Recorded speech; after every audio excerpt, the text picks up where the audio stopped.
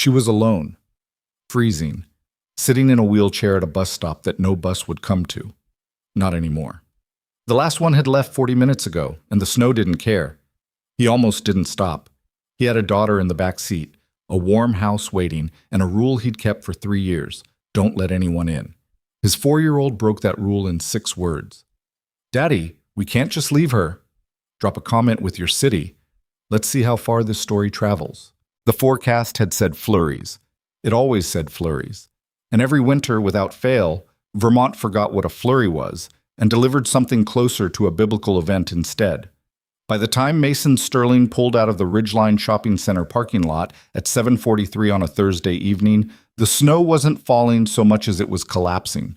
Sheets of white pressing down on everything like the sky had given up trying to hold it.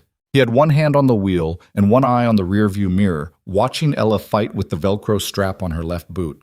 She'd been fighting it for 10 minutes. She would fight it for 10 more. That was Ella, stubborn, in the specific, precise way that 4-year-olds are stubborn, which is to say, completely and without apology. "The strap goes under, Bug." "I know how straps go, Daddy." She did not know how straps went. Mason exhaled through his nose and turned left onto Hargrove Street, the tires catching just slightly on a patch of ice before the SUV corrected itself. The groceries were in the back. Ella's new winter coat, the yellow one she'd thrown a 12-minute fit about because she wanted red, but red was sold out, was in a bag beside them.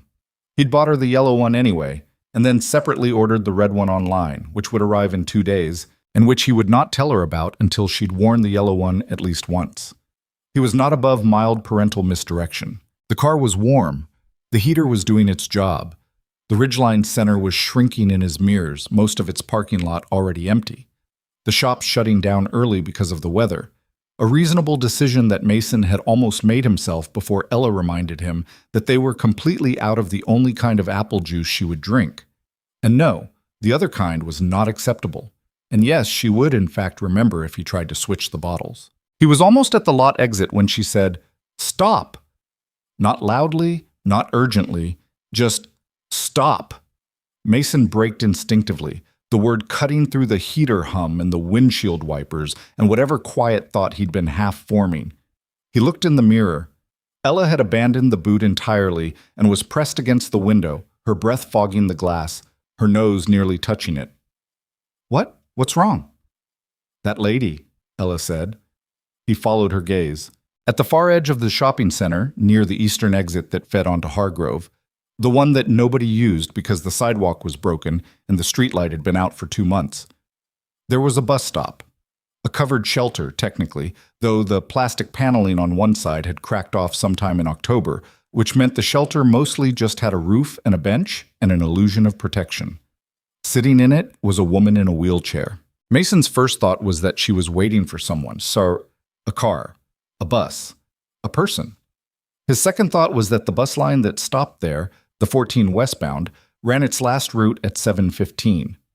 He knew this because he'd grown up in this part of Vermont, and because the 14 westbound schedule had been a minor local controversy for years, the subject of at least 3 town hall meetings and a petition that collected 400 signatures and changed nothing. It was 7:43. She was still there. She was wearing a dress, not a coat, not layers. A dress, red, thin-strapped, the kind you wore to an interview or a dinner, the kind that existed in a completely different category from standing outside in a Vermont snowstorm. Her bare arms were pulled close to her body. She had no bag that he could see, no phone visible, just a woman in a wheelchair at a broken bus stop in the snow, alone, as though the world had simply forgotten to come back for her. "We have to stop," Ella said. "I see her, Bug." "She's cold, Daddy. She doesn't have a coat." "I see that. So we have to stop." He was already pulling over. He told himself later that he would have done it anyway, that it wasn't Ella's voice that made the decision, that any decent human being would have pulled over, that it had nothing to do with the specific moral weight a 4-year-old certainty carries when she looks at you like there is simply no question at all. He told himself that. He wasn't entirely sure he believed it. The truth was, he'd been driving fast, and the exits were close together. And he'd had a rule for 3 years about keeping his life contained and controlled and safe. And it was entirely possible that without Ella, He would have justified keeping his foot on the gas. But Ella was in the back seat, and she was 4, and she was already unlocking her seatbelt, which she absolutely knew she was not supposed to do. "Seatbelt back on," he said, putting the SUV in park. "I want to come." "Seatbelt on. I'll be 20 seconds. He got out. The cold hit him the way Vermont cold hits you when you've spent 10 minutes in a heated car. Not gradually, but all at once, like a door slamming. He was wearing a decent coat, heavy wool, the kind he'd had for 4 years, and kept meaning to replace. He tucked his chin down and crossed the parking lot toward the bus stop, snow crunching under his boots, the wind picking up off the open lot with nothing to stop it. Up close, she looked worse. She couldn't have been older than 30, maybe 31 or 32. Dark hair, damp now from the snow collecting on it. Slim build, though she was hunched forward in the chair in a way that might have been cold or might have been something else. Exhaustion, maybe, or that particular posture that comes from trying very hard not to let anyone see that you're struggling. She had a small envelope purse in her lap, barely big enough for a phone and a transit card. Her feet were in low heels. Her arms, both of them, were shaking. She heard him coming and looked up, and her expression did what people's expressions do when a stranger approaches them at night. It went carefully, deliberately neutral. "Hey," Mason said. He stopped a few feet away. The 14 stopped running. "I don't know if you—" "I know," she said. Her voice was flat and controlled in a way that sounded expensive, like it cost her something to make it sound that way. "Do you have someone coming to get you?" A pause. "I'm figuring it out. In the meantime, you're—" He stopped himself from saying freezing to death, which felt dramatic and also accurate. "It's 12 degrees. It's going to get colder." "I'm aware of the temperature." She wasn't rude. She was careful. There was a difference. She was looking at him the way people look at things they can't quite afford to trust, which is to say, with a kind of exhausted precision, measuring the distance between what she needed and what it would cost her to accept it. Mason put his hands in his coat pockets. "I've got a car. I'm happy to drive you wherever you need to go." "I don't know you." "Fair," he said. "My name's Mason. I've got a 4-year-old in the back seat who spotted you from the car and basically ordered me to stop. She's currently disobeying me about the seatbelt, which means this conversation needs to end in the next 40 seconds. Something shifted. Not much.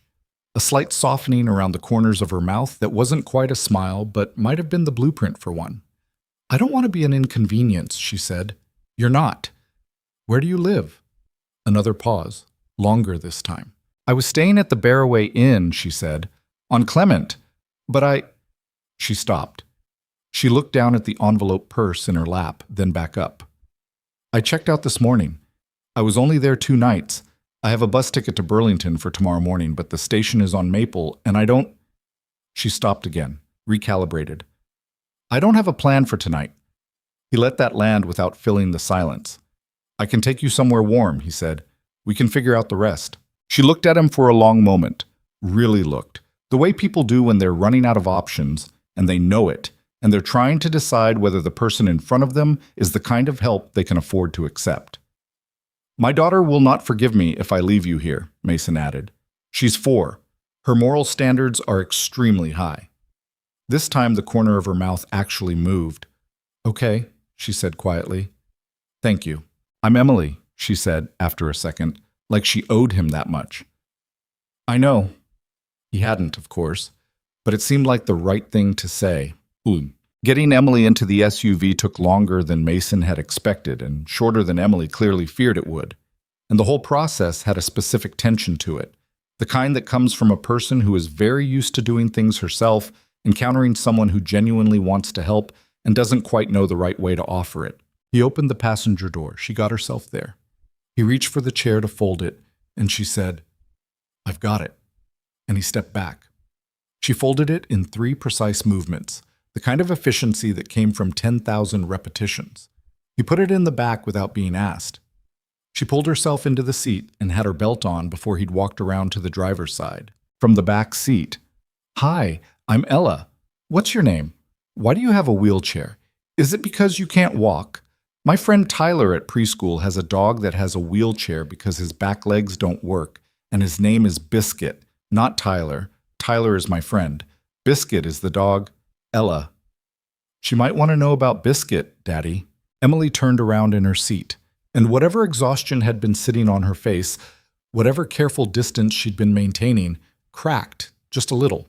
Because Ella was looking at her the way Ella looked at everything she decided mattered, completely, without reservation, like the concept of being unwelcome was simply not a framework she'd downloaded yet. Hi, Emily said. I'm Emily. I'd love to hear about Biscuit. Ella proceeded to tell her about Biscuit for the next 11 minutes. Bon, Mason's house was not what she expected. She hadn't known what to expect exactly. She hadn't had the bandwidth to form expectations, had mostly been focused on the fact that she was dry and warm and not at a bus stop anymore. But the house, when they turned down the private road and the trees opened up, it was a lot. It wasn't the biggest house she'd ever seen, but it was large and solid and lit from the inside, warm amber light spilling from the windows onto the snow, and it had the kind of quiet around it that money buys in Vermont. The kind of quiet that meant nearest neighbor half a mile away. No traffic, just the wind and the dark and the trees. There was a circular drive and a 3-car garage, and someone had clearly been out recently to clear the path to the front door, though the snow was winning the argument again. You live here, Emily said. Yeah. Just you and just me and Ella. She didn't say anything else.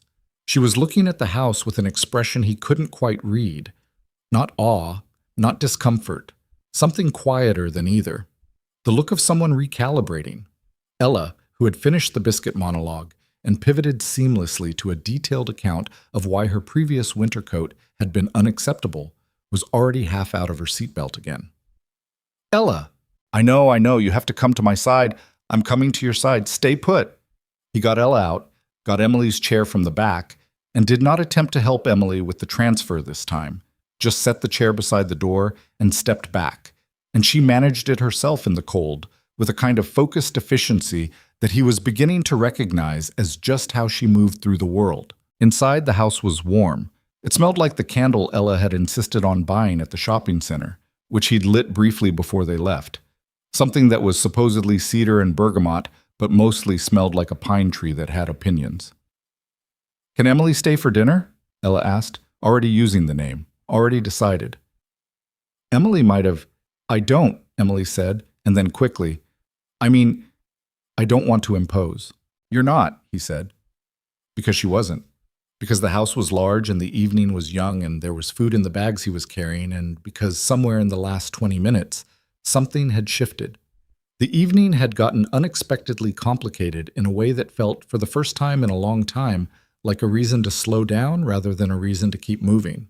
Stay for dinner, he said. It's warm. The chair works fine on the floors in here. I had them done last year. Ella will tell you about the floor installation process if you give her an opening. I will not, Ella said. I don't know about floors. I know about Biscuit. Emily looked at the warm room, the lit house, the small girl who was already pulling off her yellow coat and hanging it on a peg with her name on it, and Emily said, Okay, dunk. She found out about the money the way you found out about most things in other people's homes. Slowly, in pieces, through details that accumulated before you noticed you were collecting them. The kitchen first. Not ostentatious, actually. Dark counters, good wood, utilitarian in the way expensive things sometimes managed to look when the person buying them wasn't trying to impress anyone. But the appliances were the kind that existed in a category above appliances, and the pantry she glimpsed when Mason opened it looking for pasta had the organized, well-stocked look of someone with a housekeeper, or at minimum a very structured relationship with grocery delivery. Then, when Ella dragged her to see her room, because Ella was 4 and had decided that Emily was here and therefore needed to see everything, starting with the room, Emily understood the scope of it more fully.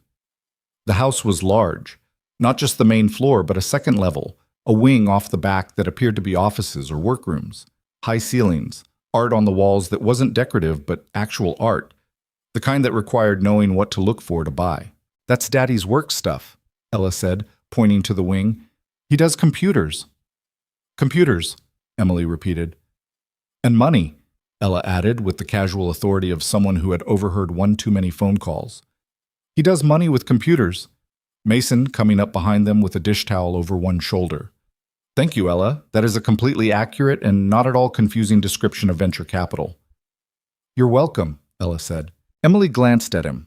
He shrugged, not embarrassed exactly, just wearing it lightly, the way people wore things they'd long since stopped needing to explain. Tech investments mostly, he said, and a few other things. I work from here when I can. A pause. I know this is... He gestured vaguely at the house. I'm aware of how it looks. How does it look? He considered the question with more seriousness than she'd expected, like I probably didn't need to say you weren't an inconvenience. She laughed at that. It came out unexpected, quick, the kind of laugh that surprised you on its way out. And she saw him register it, not with satisfaction, just with relief, the way you relaxed when something you were worried about turned out to be okay. Dinner was pasta. Mason cooked it. Not particularly well, it turned out, which was somehow the most humanizing thing about the evening. The sauce was from a jar. He'd added things to it, some garlic, something herby, canned tomatoes, but it was clearly a man working at the edge of his culinary confidence. Ella ate without comment, which suggested this was the normal state of affairs. Emily ate without comment because she had missed lunch and breakfast had been a gas station granola bar before her interview. And pasta from a jar tasted extraordinary when you were cold and hungry and hadn't sat at someone else's table in a long time. How'd the interview go? He asked. He was cutting Ella's pasta into smaller pieces, barely looking at what his hands were doing. Emily looked up. I mentioned that? In the car. You said you'd been at the Barroway Inn 2 nights. I figured people stay at motels for interviews when they don't know if they'll get the job. She set her fork down. It was for an adaptive dance instructor position at a community center in Burlington. Adaptive dance. Dance instruction for people with physical disabilities. Modified movement, chair-based work. Some standing with support depending on the student. She picked up her fork again. I used to dance. Before the accident. I've spent the last 2 years getting certified so I could teach it differently. He didn't ask about the accident. She noticed that.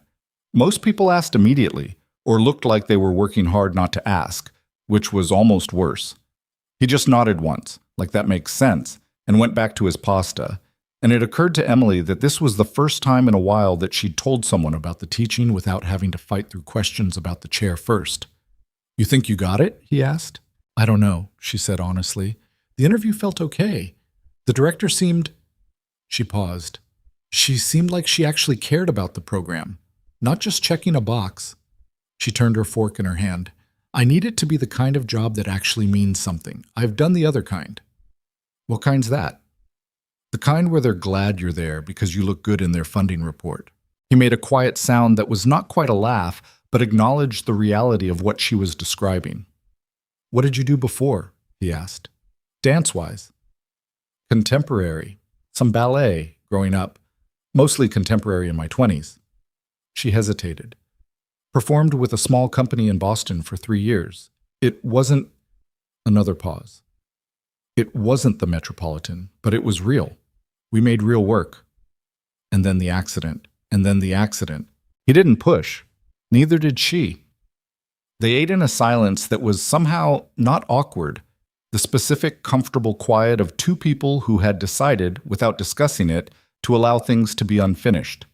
From across the table, Ella had been watching this exchange with the patient, evaluating expression of someone who had not yet learned that staring was impolite. Emily, she said finally. Yeah? Do you want to see where the dog lives, the one in the backyard? Emily blinked. You have a dog? Mason closed his eyes briefly. We do not have a dog. Yet, Ella said. Yet is doing a lot of work in that sentence, Bug. Ella addressed Emily with perfect gravity. There is a doghouse in the backyard. It was there when we moved in. Daddy says we can think about it. I said we could revisit the conversation in the spring, which is thinking about it. Emily looked between them, the small girl and the billionaire, conducting the specific ongoing argument of a household that had found its rhythms, the negotiations and the rules and the places where the rules bent. And something in her chest did something complicated, something she didn't entirely have a word for. Something like recognition. After dinner, she said to Ella, you can show me the doghouse. Ella turned to Mason with an expression that clearly communicated, See? Asibe pas asiti. After dinner and the doghouse tour and Ella's bath, a production Mason handled with the weary competence of someone who had done the same thing 300 times and found it slightly chaotic every single time. Emily sat in the living room while the house quieted. She had a cup of tea Mason had made without asking. It was good tea, which surprised her. Earl Grey, strong, the way she actually liked it, which she hadn't mentioned, which meant it was either coincidence or he was the kind of person who paid attention to small things without making a point of it. She didn't know which yet. She sat in the chair, the regular chair, not her wheelchair, which she'd parked near the wall. She could transfer when the surface was right, and Mason's chairs were low and solid, and she looked at the room around her, the bookshelves, the photos on the mantel, a few of Mason and Ella, various ages, the progression from infant to hurricane-force preschooler, one of Mason that looked older, college maybe, arm around a man she didn't recognize. None of anyone who looked like Ella's mother. She looked at her phone. 3 texts from her cousin in Albany, the only person who knew she was in Vermont. The first asking how the interview went, the second asking if she was okay because she'd gone quiet. The third, call me. She typed back, I'm okay. Got kind of stranded, but someone helped. Tell you tomorrow. 3 dots appeared immediately because her cousin operated on the assumption that all information was urgent. Then, stranded? What does someone helped mean? Emily put the phone face down. The snow was still coming. She could see it through the tall windows. The yard lit by exterior lights. The lawn completely white now. The tree line dark beyond. The driveway would be impassable by morning. She had understood this abstractly when Mason mentioned the guest room. The practical logic of it. Roads closed, morning bus, sensible to stay. She had agreed because she was tired and her arms hurt from fighting the cold, and she was out of moves.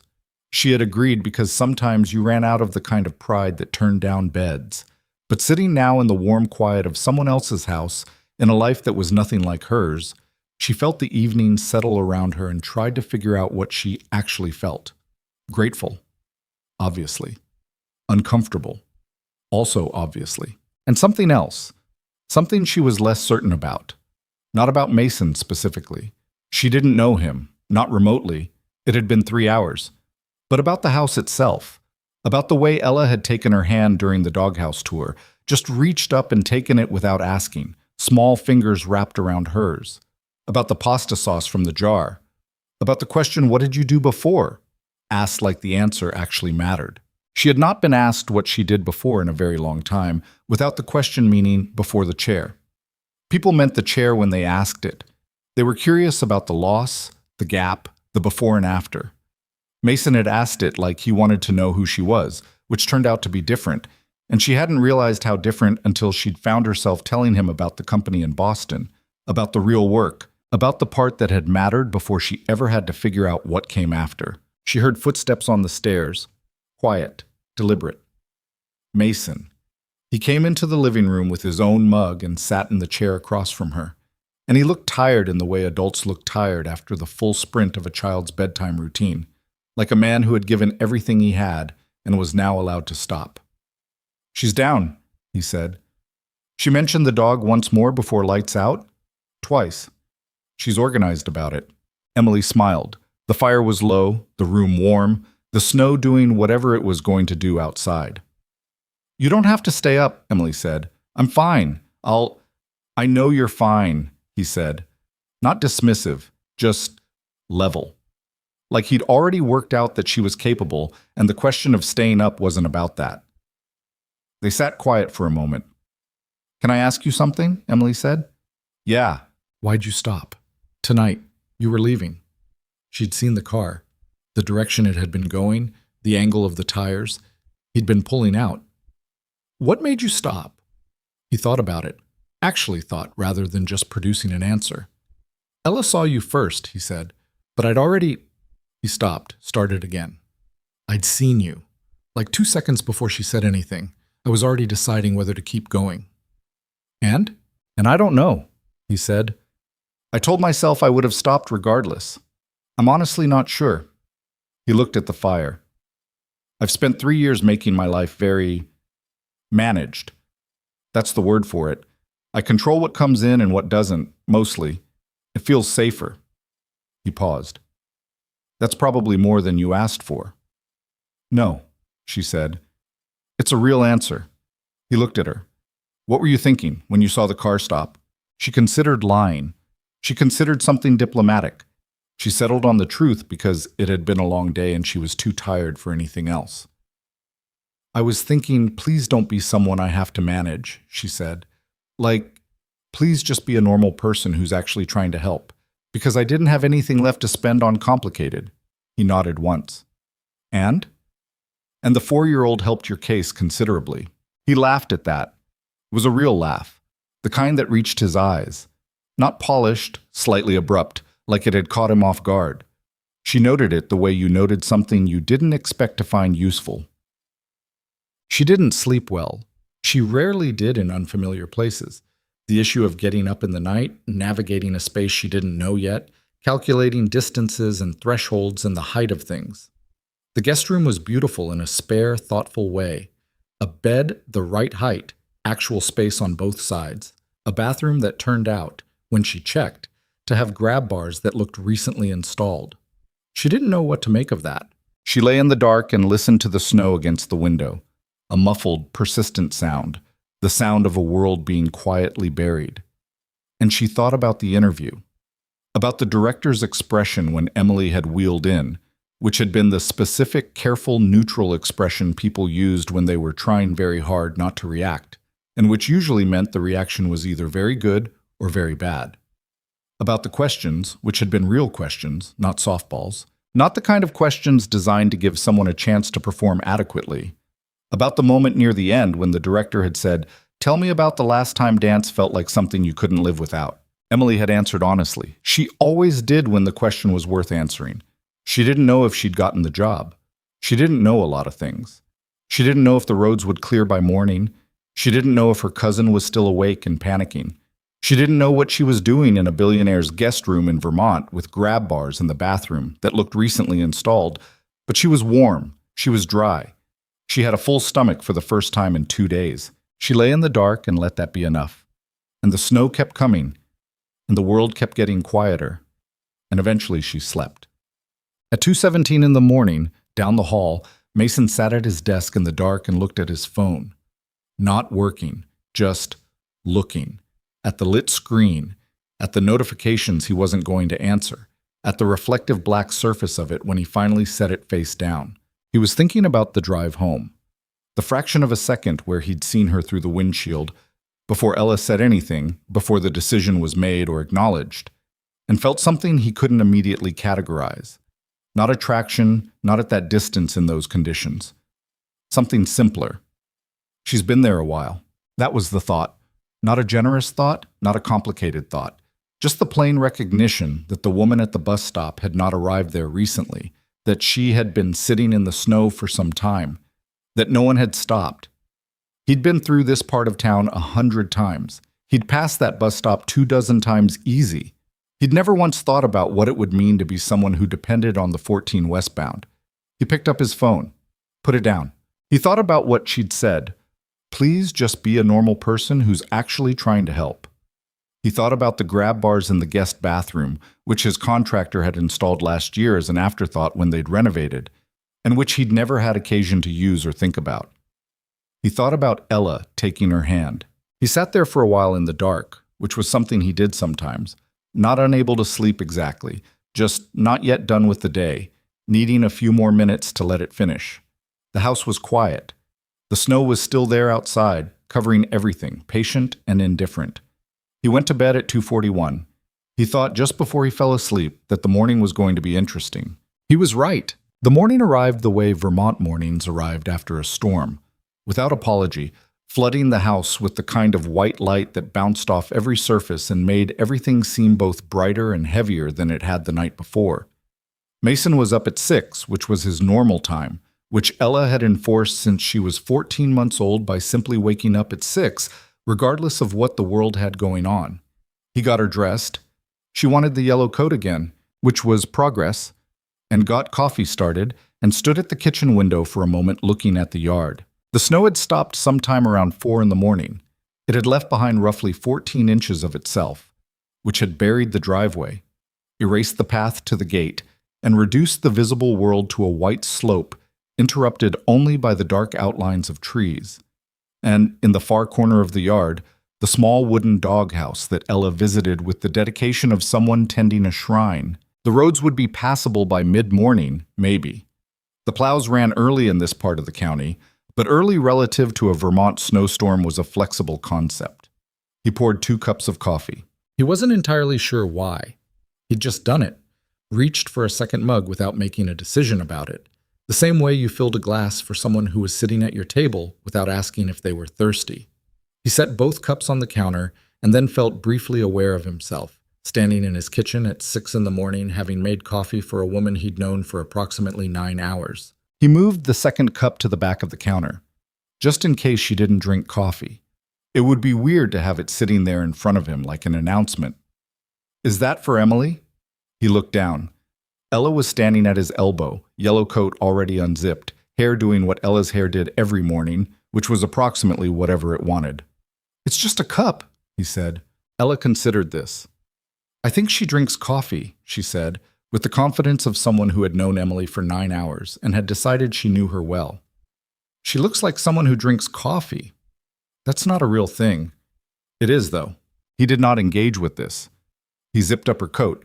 They were going to check on the driveway, which was mostly an excuse for Ella to assess the snow situation personally, and they went outside into the cold, and when they came back 15 minutes later with red noses and Ella's boot tracking slush across the mudroom floor, Emily was in the kitchen. She had found the coffee. She was sitting at the counter in what she'd slept in, a loose shirt, some kind of athletic pants, with her wheelchair parked beside her and a cup in both hands, and she had her phone face up in front of her and was frowning at it with an expression that was not distress exactly, but was not nothing. "Roads look bad," Mason said, pulling off his gloves. "I saw." She didn't look up from the phone immediately. "My bus ticket to Burlington is non-refundable. They'll reschedule. Storm delays usually apply automatically. You'd need to call the station." She nodded. Then she set the phone down. "I'm sorry. I didn't mean to still be here."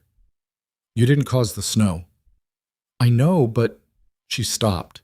She looked like someone editing herself, finding the shorter version. "I don't like depending on people I don't know. It makes me anxious." He appreciated that she said it directly. "That makes sense," he said. "You're not imposing, but I also won't pretend the driveway is clear when it isn't." She looked out the window. "No," she said. "No, I can see that."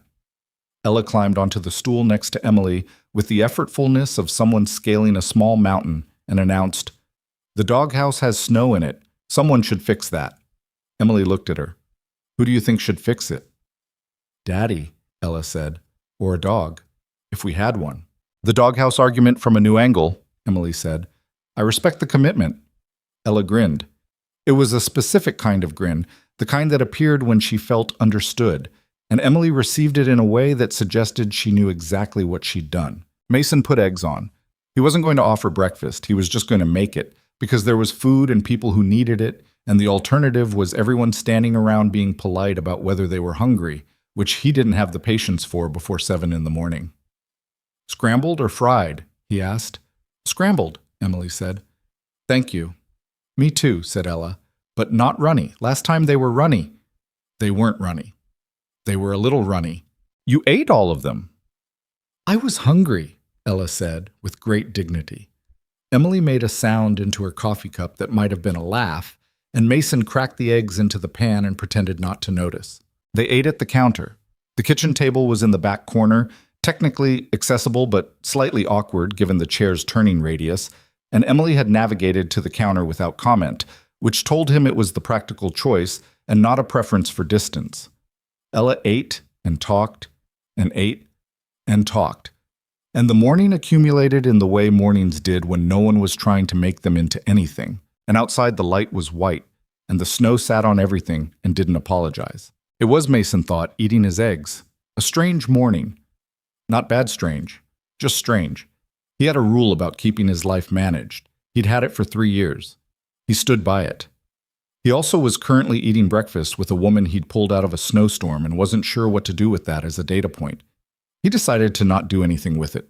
It was 7 in the morning and the roads were closed and some things could wait. Emily's phone buzzed on the counter. She looked at it. Her expression did something quick and complicated. A flash of something that came and went before he could read it. "Do you need to—" he started. "My cousin," she said. "She was texting last night. I told her I was okay." "She doesn't believe you?" "She never believes me," Emily said. "That's her primary hobby." She typed something, sent it, set the phone face down. "Her name is Diane. She's 12 years older than me and has treated me as a personal responsibility since I was born. She thinks I should have moved to Albany after the accident. She also thinks I should have gone back to Albany 3 months ago, and 6 months ago, and a year ago." She looked at the counter. "She means well. She's just certain about things." "Where do you live?" Mason asked. "Portland, Maine." She picked up her coffee. "I have an apartment. It's fine. I have a part-time job at a physical therapy office, doing admin work, which is fine, and also completely unrelated to anything I care about. I've been trying to get to something better for 2 years." She said it matter-of-factly, without self-pity, but with the slight flatness of someone describing a situation they were tired of explaining. "The Burlington job would be the first real step, if I got it." "When do they decide?" "The director said this week." She turned the cup in her hands. She said by Friday. It was Wednesday. He did the math without mentioning it. "You want it badly," he said. Not a question. "More than I've wanted anything since—" She stopped. "In a long time," she finished, which was the edited version of what she'd started to say, and he didn't push on it. Ella, who had finished her eggs and was now in the process of licking the plate in a way that Mason was choosing not to see, looked up and said, "What's adaptive dance?" Emily turned to her. "You remember what I do?" "You said it at dinner, teaching dance to people in chairs." "That's pretty much exactly what it is, yeah." Emily tilted her head. "You know what regular dance is, right?" Ella gave her the look that question deserved. "Okay, so regular dance, ballet, contemporary, whatever. It's built around a set of assumptions. That you can stand, that your legs do most of the work, that the shapes come from your feet moving through space." She was using her hands now, and Mason noticed that she talked about dance differently than she talked about other things. Quicker, less careful. Adaptive dance says, what if we start from where people actually are? What if the shapes come from somewhere else? Arms, torso, weight, breath. She looked at Ella. What if someone in a wheelchair is the most interesting dancer in the room? Ella processed this with great seriousness. Then, "Can I learn adaptive dance?" "You don't need—" Emily paused. "You don't use a wheelchair." "I know, but it sounds more interesting than regular dance." Emily looked at her. Then she looked at Mason, briefly, which was the involuntary look of someone encountering a child who had just said something unexpectedly reasonable. "It kind of is," Emily said. "I want to learn." "Ella, I could show you some things," Emily said. And then she stopped, like she'd said it before she'd decided to, and briefly looked like she wasn't sure if she'd overstepped. "After I clean up," she added. "If that's okay." Ella was already off her stool. The cleaning up took 10 minutes. The living room, it turned out, had good floor space when the coffee table was pushed aside, something Ella established by the simple method of pushing it aside before asking. Emily moved the wheelchair to the center of the room, and Ella stood in front of her with the focused energy of someone who had been waiting their entire 4-year life for exactly this. Mason sat on the couch. "I'm just watching," he said. Nobody had asked him. What happened over the next 40 minutes was not a dance class.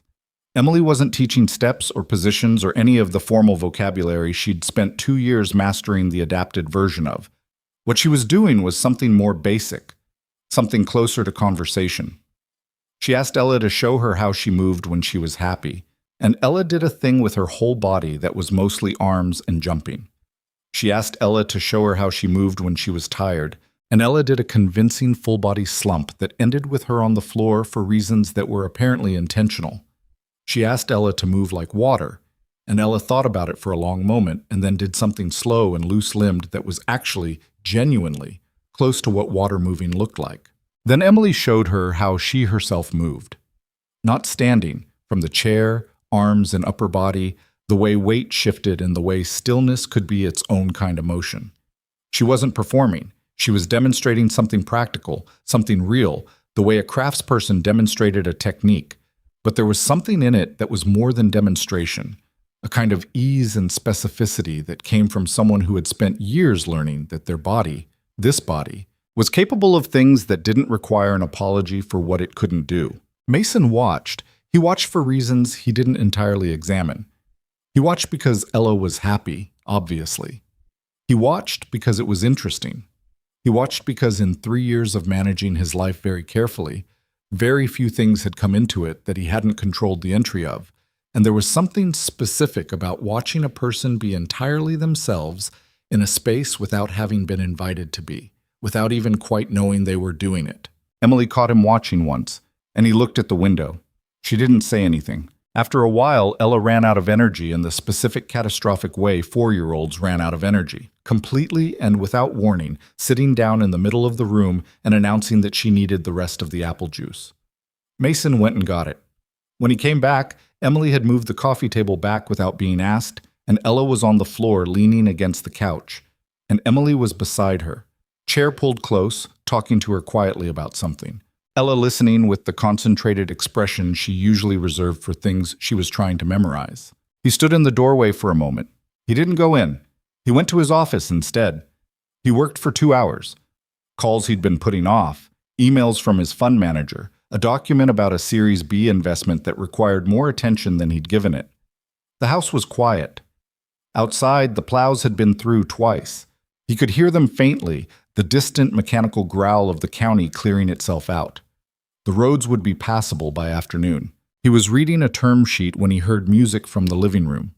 Nothing dramatic, just music, something with a clear beat, a contemporary track he half recognized. And beneath it, Ella's voice directing something, and Emily's voice answering. He turned back to the term sheet. He read the same paragraph 3 times.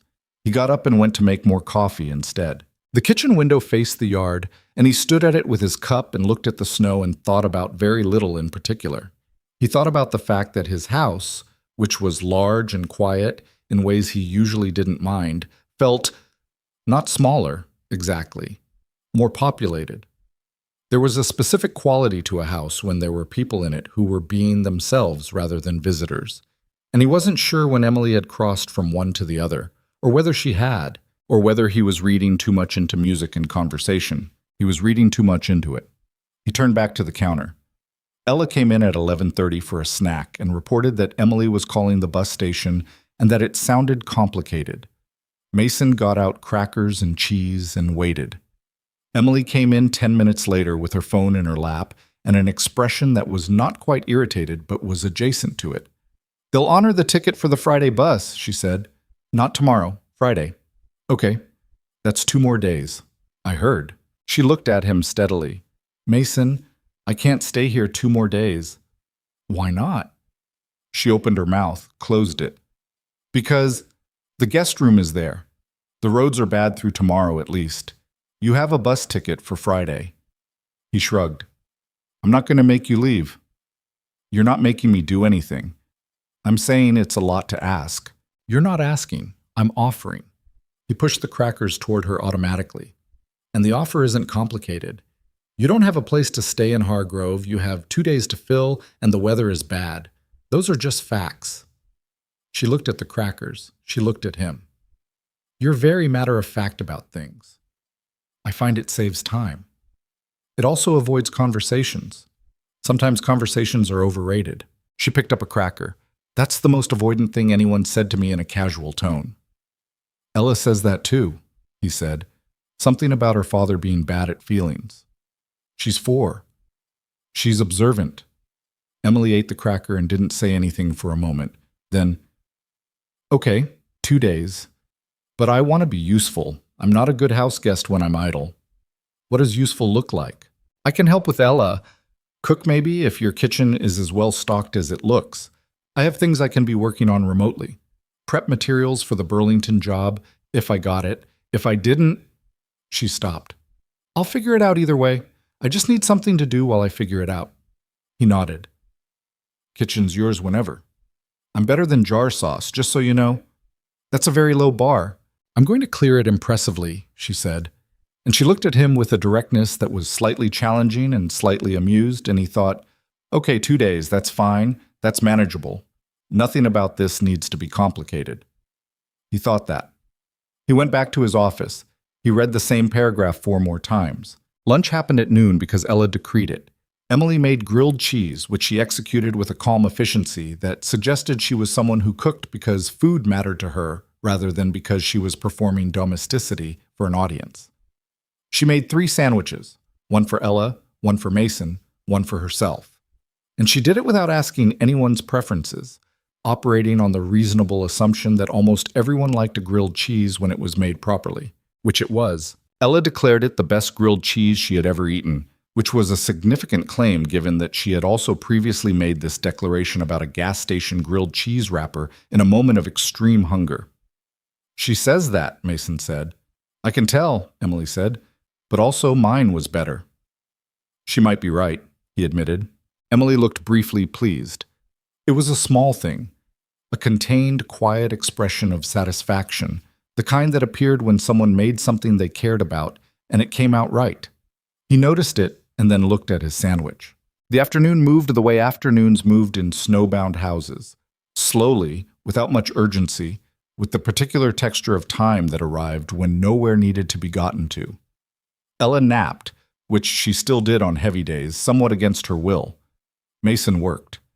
Emily set herself up at the kitchen table with her laptop, and when Mason came through at 3 for coffee, he saw that she had multiple documents open, curriculum outlines, notes in what might have been a lesson plan format, the kind of working materials that a person assembled when they were preparing for something they expected to actually do. She looked up when he poured his coffee. Do you actually think you got it? He asked. She looked at the screen. I think I was the most qualified person they interviewed. That's not the same thing as getting it. A pause. The director, her name is Carol Vance, she asked me to demonstrate a modified warm-up sequence on the spot. I did. She watched the whole thing, and then she said, I haven't seen someone teach movement like that in a long time. I don't know if that means yes. It sounds like yes. Maybe. She turned a pen over in her hand. I've been almost hired twice before. Once they went with someone else. Once the program lost funding. I've learned to not... She stopped. I've learned to prepare for both outcomes. What's the other outcome preparation look like? She was quiet for a moment. Going back to Portland, applying to 2 other programs that have openings in the spring. Waiting. She said it with a flatness that was not resignation exactly, more like the vocabulary of someone who had practiced living at a distance from what they wanted and gotten good at it. And the first outcome? I moved to Burlington in 4 weeks. I start March 1st. She looked at the screen. I found an apartment building that's fully accessible, 8 minutes from the center by transit. I've looked at it 9 times on Street View. He sat down at the other end of the table with his coffee. She didn't ask him to leave, and he didn't ask if it was okay. It was a kitchen table. It was open. And they sat in a comfortable parallel quiet for a while, him with his coffee and her with her documents. And outside the snow sat where the storm had put it, and the light was already starting to go gray. Can I ask about the accident? He said. She didn't react badly. She just looked up and considered him for a moment. What about it? You don't have to. I know. She set the pen down. Car accident, 3 years ago. I was coming back from a run. This was back when I ran, which sounds like a strange thing to say, but I ran a lot. It was part of how I thought. And a driver ran a red light. She said it directly, without drama. T-bone, driver's side. I was in the other car, spinal cord injury, L1 to L2. Incomplete, which means... She paused. It means I have some function that a complete injury wouldn't. I can stand, briefly, with support. I can take a few steps in the right context. But the chair is primary. The chair is what works. She said what works with a slight emphasis, like it was a phrase she'd chosen deliberately and wanted heard as chosen. I spent the first year being furious about it. The second year figuring out what to do with a body that was different than the one I'd built my whole identity around. She picked the pen back up. The third year I spent getting certified to teach. He was quiet. The driver, he said after a moment, walked away. she said. Which is common. She said it without heat. That was almost harder to hear than if she'd said it with anger. The flat factualness of it. The information delivered without effect. The way you talked about things you'd processed so many times they'd lost their ability to surprise you. I'm sorry, he said. Thank you. She looked at him directly. I mean that. Thank you for saying it plainly. People either don't say anything or they say too much. Too much being, everything happens for a reason, she said. You're so strong, I don't know how you do it. My aunt has a bad knee, so I understand. The whole category. He laughed, a short sound. Yeah, I'll avoid the whole category. I appreciate that. They looked at each other across the table, and for a moment the conversation was just two people being honest, which was rarer than it should have been, and both of them seemed to know it. What about you? She said. What about me? You said you've been, what was the word? Managing your life. I did say that. For 3 years. She tilted her head slightly. Same time frame as me. He was quiet for a moment. My ex-wife left when Ella was 1. There wasn't a dramatic event, no specific day or thing. She just decided that the life she'd signed up for wasn't the life she wanted, and she left. He looked at his coffee. She lives in Paris now. She sees Ella twice a year sometimes. We don't... He paused. It's not hostile. It's just very far away. Emily didn't say anything immediately. Did you see it coming? She asked. Parts of it. The honest answer is I was working all the time and not paying attention to what was falling apart. He shrugged. I can't fully blame her. I can partly blame her. The ratio changes depending on the day. And then you managed. And then I managed, he agreed. Built something that worked. Ella's good. The work is good. It works. He looked up. You're going to point out that it works isn't the same as it's good. I wasn't going to say anything. You were. She met his eyes. It's a little spare, she said, as a life philosophy. It's been sufficient. Sure, she said. Not agreeing, just acknowledging that he'd said it. He got up, refilled his coffee, stood at the counter for a moment. Ella's going to be up from her nap in about 15 minutes, he said. She's going to want you to show her more movement things, probably. I figured. You don't have to. I know I don't have to, Emily said, and her voice was even and direct. I want to. She stopped. She's a remarkable kid. You've done something right there. He didn't answer that. He wasn't sure he had an answer. She did most of it herself, he said, which was the closest to true he could get. Emily looked at him for a moment. Then she nodded and turned back to her laptop, and Mason took his coffee back to his office, and the house settled back into its afternoon quiet. And somewhere in the middle of it, Mason thought, 2 days. 2 days is fine. 2 days is manageable. He sat down at his desk. He looked at the term sheet. He thought about what she'd said. It's a little spare as a life philosophy. And then he thought about her at the bus stop, alone in the snow, not asking for help until there was no other option. He thought, without quite meaning to, that they were possibly more similar in the wrong ways than he'd initially registered, and that this was an interesting and also inconvenient thing to notice about someone who had a bus ticket to Burlington for Friday. He turned back to the term sheet.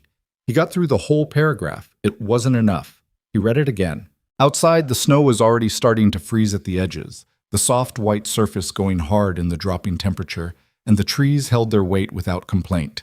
And the yard was very still, and in the room at the end of the hall, Ella was waking up from her nap and calling for someone without specifying who, which was either a sign that she was still half asleep, or a sign that the population of the house had shifted in her mind from one parent to something larger, something that included more people than it had yesterday. Mason wasn't sure which.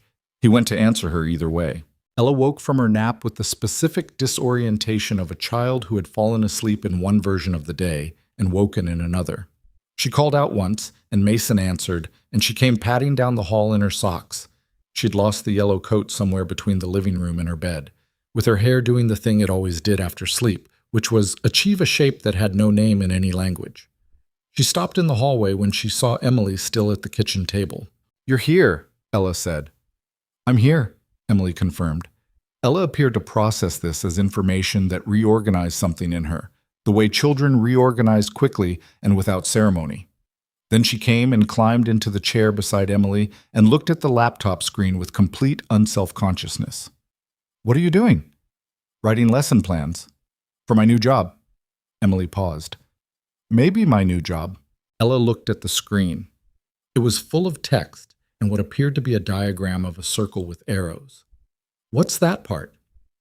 "That's a warm-up structure. You start with breath, then you move through the body from the inside out.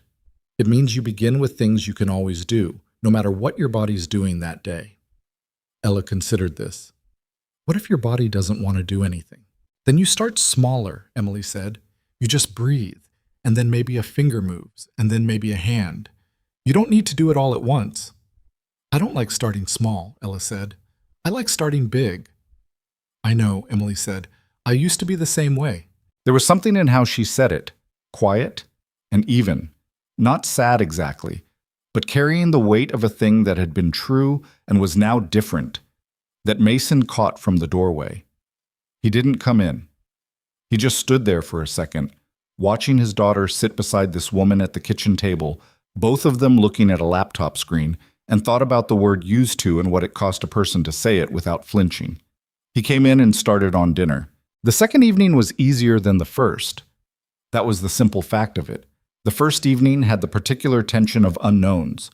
Two adults and a child working out the geometry of being in a space together for reasons none of them had planned. By the second, some of that tension had metabolized into something more neutral. Mason cooked, actual cooking this time, not jar sauce. He was not going to let that stand. And Emily sat at the counter with her tea while Ella provided running commentary on every ingredient he used, and it was loud and slightly chaotic and ordinary in a way that Mason's evenings almost never were. He made chicken, properly seasoned, properly rested. He was not going to mention the bar he'd set for himself, but he was aware of it. "That smells better than last night," Ella announced. "Thanks, Bug." "Emily's food was better too," she added helpfully. "I'm standing right here." Ella shrugged. She was 4. The concept of tact was still largely theoretical. Emily covered her mouth. Mason pointed the spatula at her. "Don't." "I'm not saying anything," she said. "You're thinking something." "I'm thinking the chicken smells good." That's the correct thought. It did smell good. Dinner was good.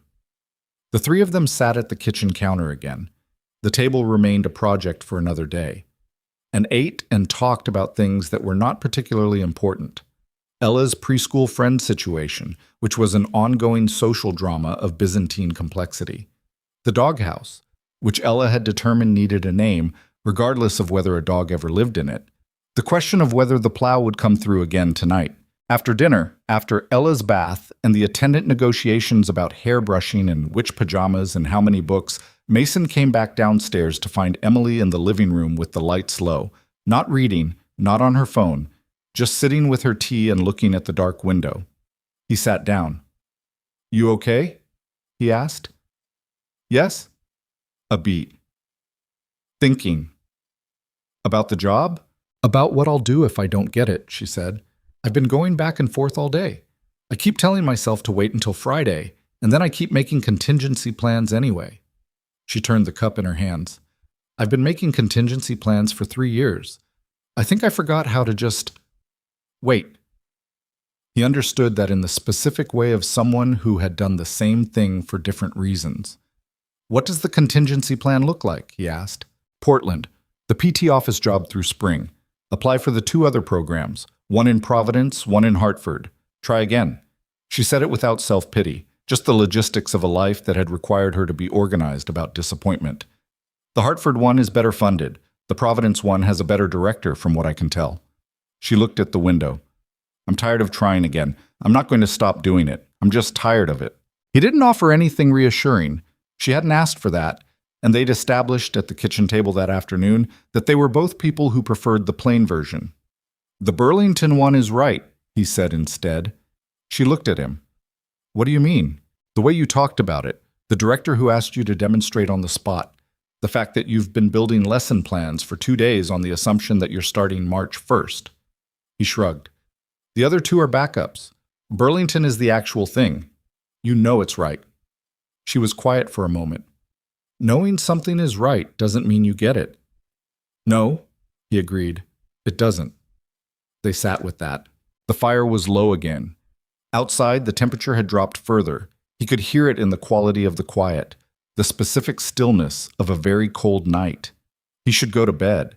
He had a call at 7, and the term sheet was still unfinished, and there were 3 other things he'd been not doing for 2 days, in the way that things accumulated when your life was suddenly less managed than usual.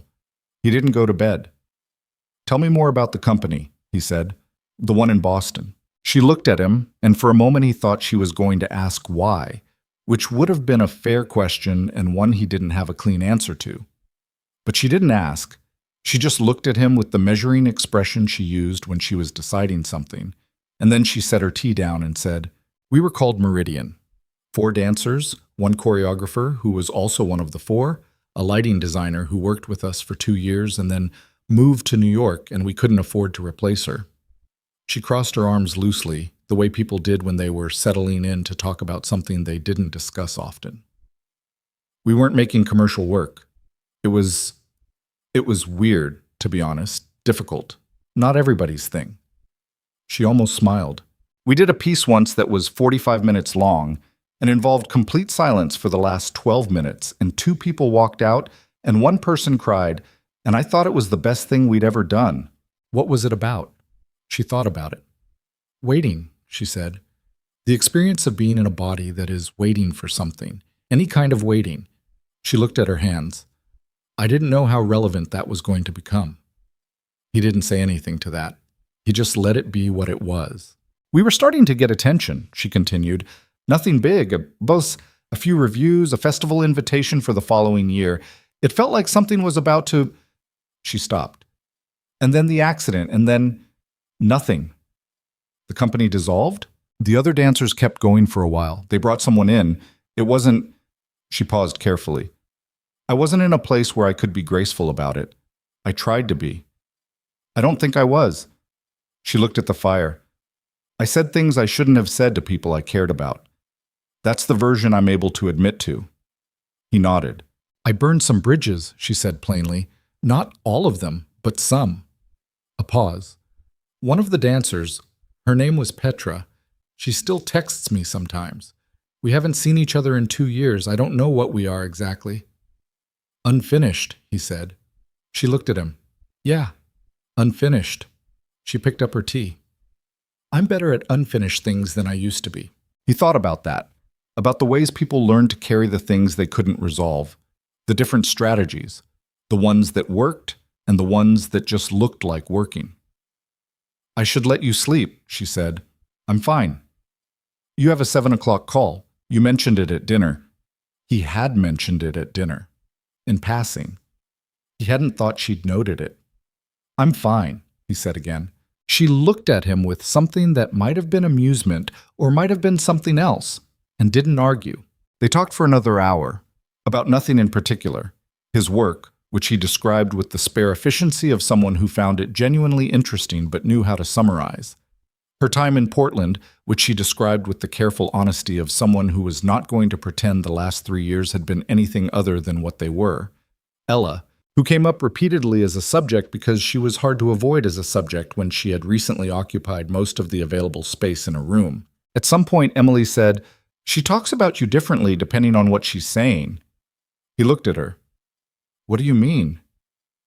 "When she's telling me facts, the doghouse, the floors, what you cook, she calls you daddy. When she's giving me her opinion about you, she says, 'my dad,' like she's quoting someone more authoritative." Emily's expression was a particular kind of dry. "I don't think she fully knows she does it." He was quiet for a moment. "What's the opinion version say?" "That you're bad at feelings, but good at showing up." She looked at him. Her words. The second part she said without words, just as information, like it was obvious and didn't need emphasis. He looked at the fire. "She said the first part recently. She said it this afternoon, at the kitchen table. She said, 'My dad doesn't always know what to say, but he always comes.'" Emily paused.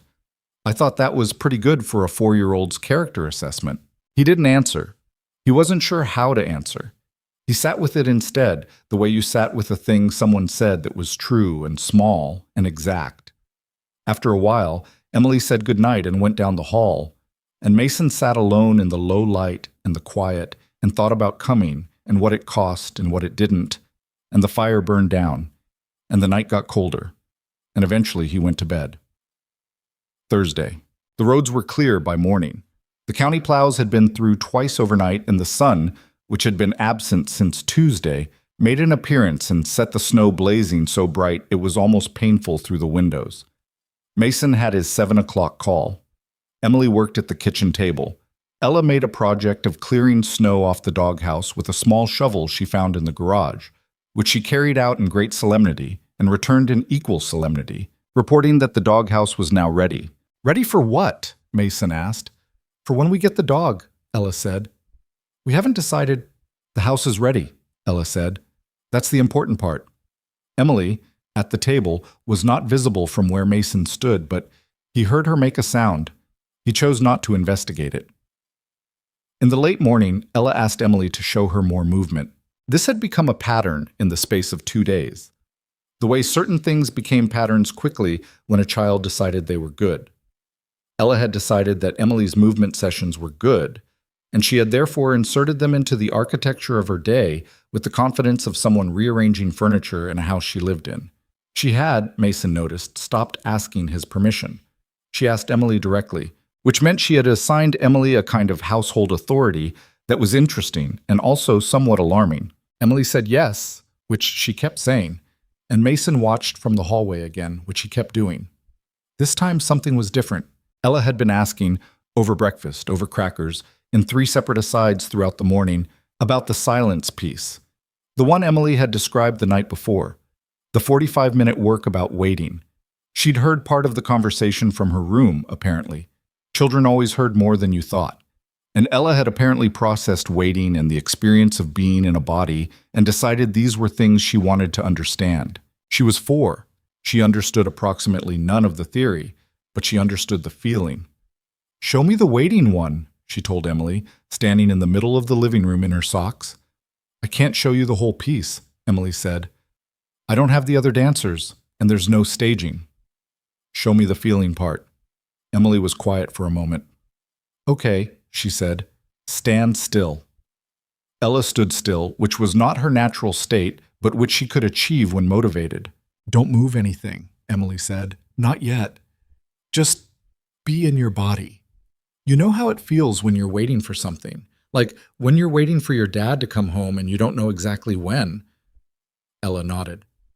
"That feeling. Where is it? In your body, not your head. Where do you feel it?" Ella thought. Then she put her hand on her chest, just below her collarbone. Not her heart, exactly, the space above it. "There," she said. "Okay," Emily said quietly. "Now let that place move, just that place, nothing else." Ella's chest moved. Not dramatically, a slight forward lean, an almost imperceptible opening, the physical expression of the specific tension of expecting something that hadn't arrived yet. It was small, it was accurate. It was genuinely strange to watch in a 4-year-old because it was real, pulled from something she actually felt rather than performed. Emily watched her. And then Emily moved too. From the chair, upper body, the same feeling translated through a different body. The lean forward, the held breath, the opening that was also a question. For about 30 seconds, the two of them moved like that, small and quiet. The same feeling in 2 different bodies, and the room was very still. Mason stood in the hallway and felt something happen in his chest that he could not immediately identify. It was not a big feeling. It was not dramatic. It was the specific sensation of watching 2 people, one of whom was his daughter, small and serious in her socks, do something true, something that required no audience, something that existed entirely for its own reasons. He had not felt that in a while. He had not felt that he realized in a specific and definable long time, and the recognition of it was disorienting in the particular way of noticing that something has been absent only when it returns. He went back to his office. He sat at his desk. He did not open the term sheet. The afternoon was unremarkable in its surface details. Emily worked, Mason worked, Ella moved between them with the freedom of a child who had claimed the whole house as her range. At 3 o'clock, Mason took a call that ran long, a founder in the portfolio having a crisis of confidence about a product decision, the kind of call that required actual attention rather than management. And he was still on it at 4:30 when he heard Ella in the kitchen asking Emily about her phone. "Why do you keep looking at it?" Ella asked. "I'm waiting to hear something." "The job?" "Yeah, they said this week. Today is Thursday." "Does that mean they might call today?" "Maybe. Or tomorrow." A pause. "Or not at all, which would mean no." Ella was quiet for a moment, then, "I hope they call today." "Me too, Bug." He heard it, the bug, and understood that Emily had picked it up without deciding to, the way you picked up the language of a house when you'd been in it long enough. He was still on the call. He kept his voice even and focused. He finished the call at 4:43. He came into the kitchen. Emily was at the table with her phone face up. Her laptop was closed.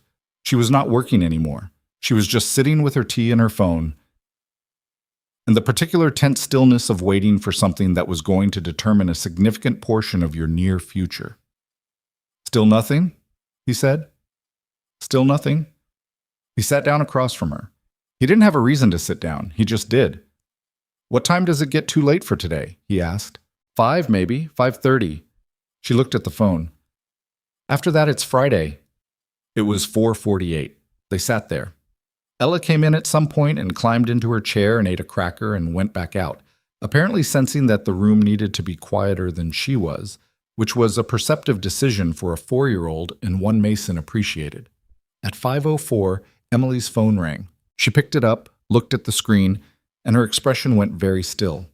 Not controlled, just still, the way a person went still when the thing they'd been waiting for arrived and they needed 1 second to collect themselves before it was real. "It's a Burlington number," she said. "Answer it," he said. She answered it. "This is Emily." Her voice was even, professional. Whatever she was feeling was behind it, contained. He didn't leave. She didn't ask him to. He sat at the other end of the table and looked at his hands and listened to one side of a conversation. "Yes, yes, I remember." A pause. Long. Her hand was around the phone tightly. "I understand." Another pause. Can you say that again?" Something shifted in the room. He didn't know what, he just felt it. "Yes," Emily said. Her voice had changed, still controlled but different underneath. Yes, I'd like that very much." A pause. "March 1st, she said. "I'll be there."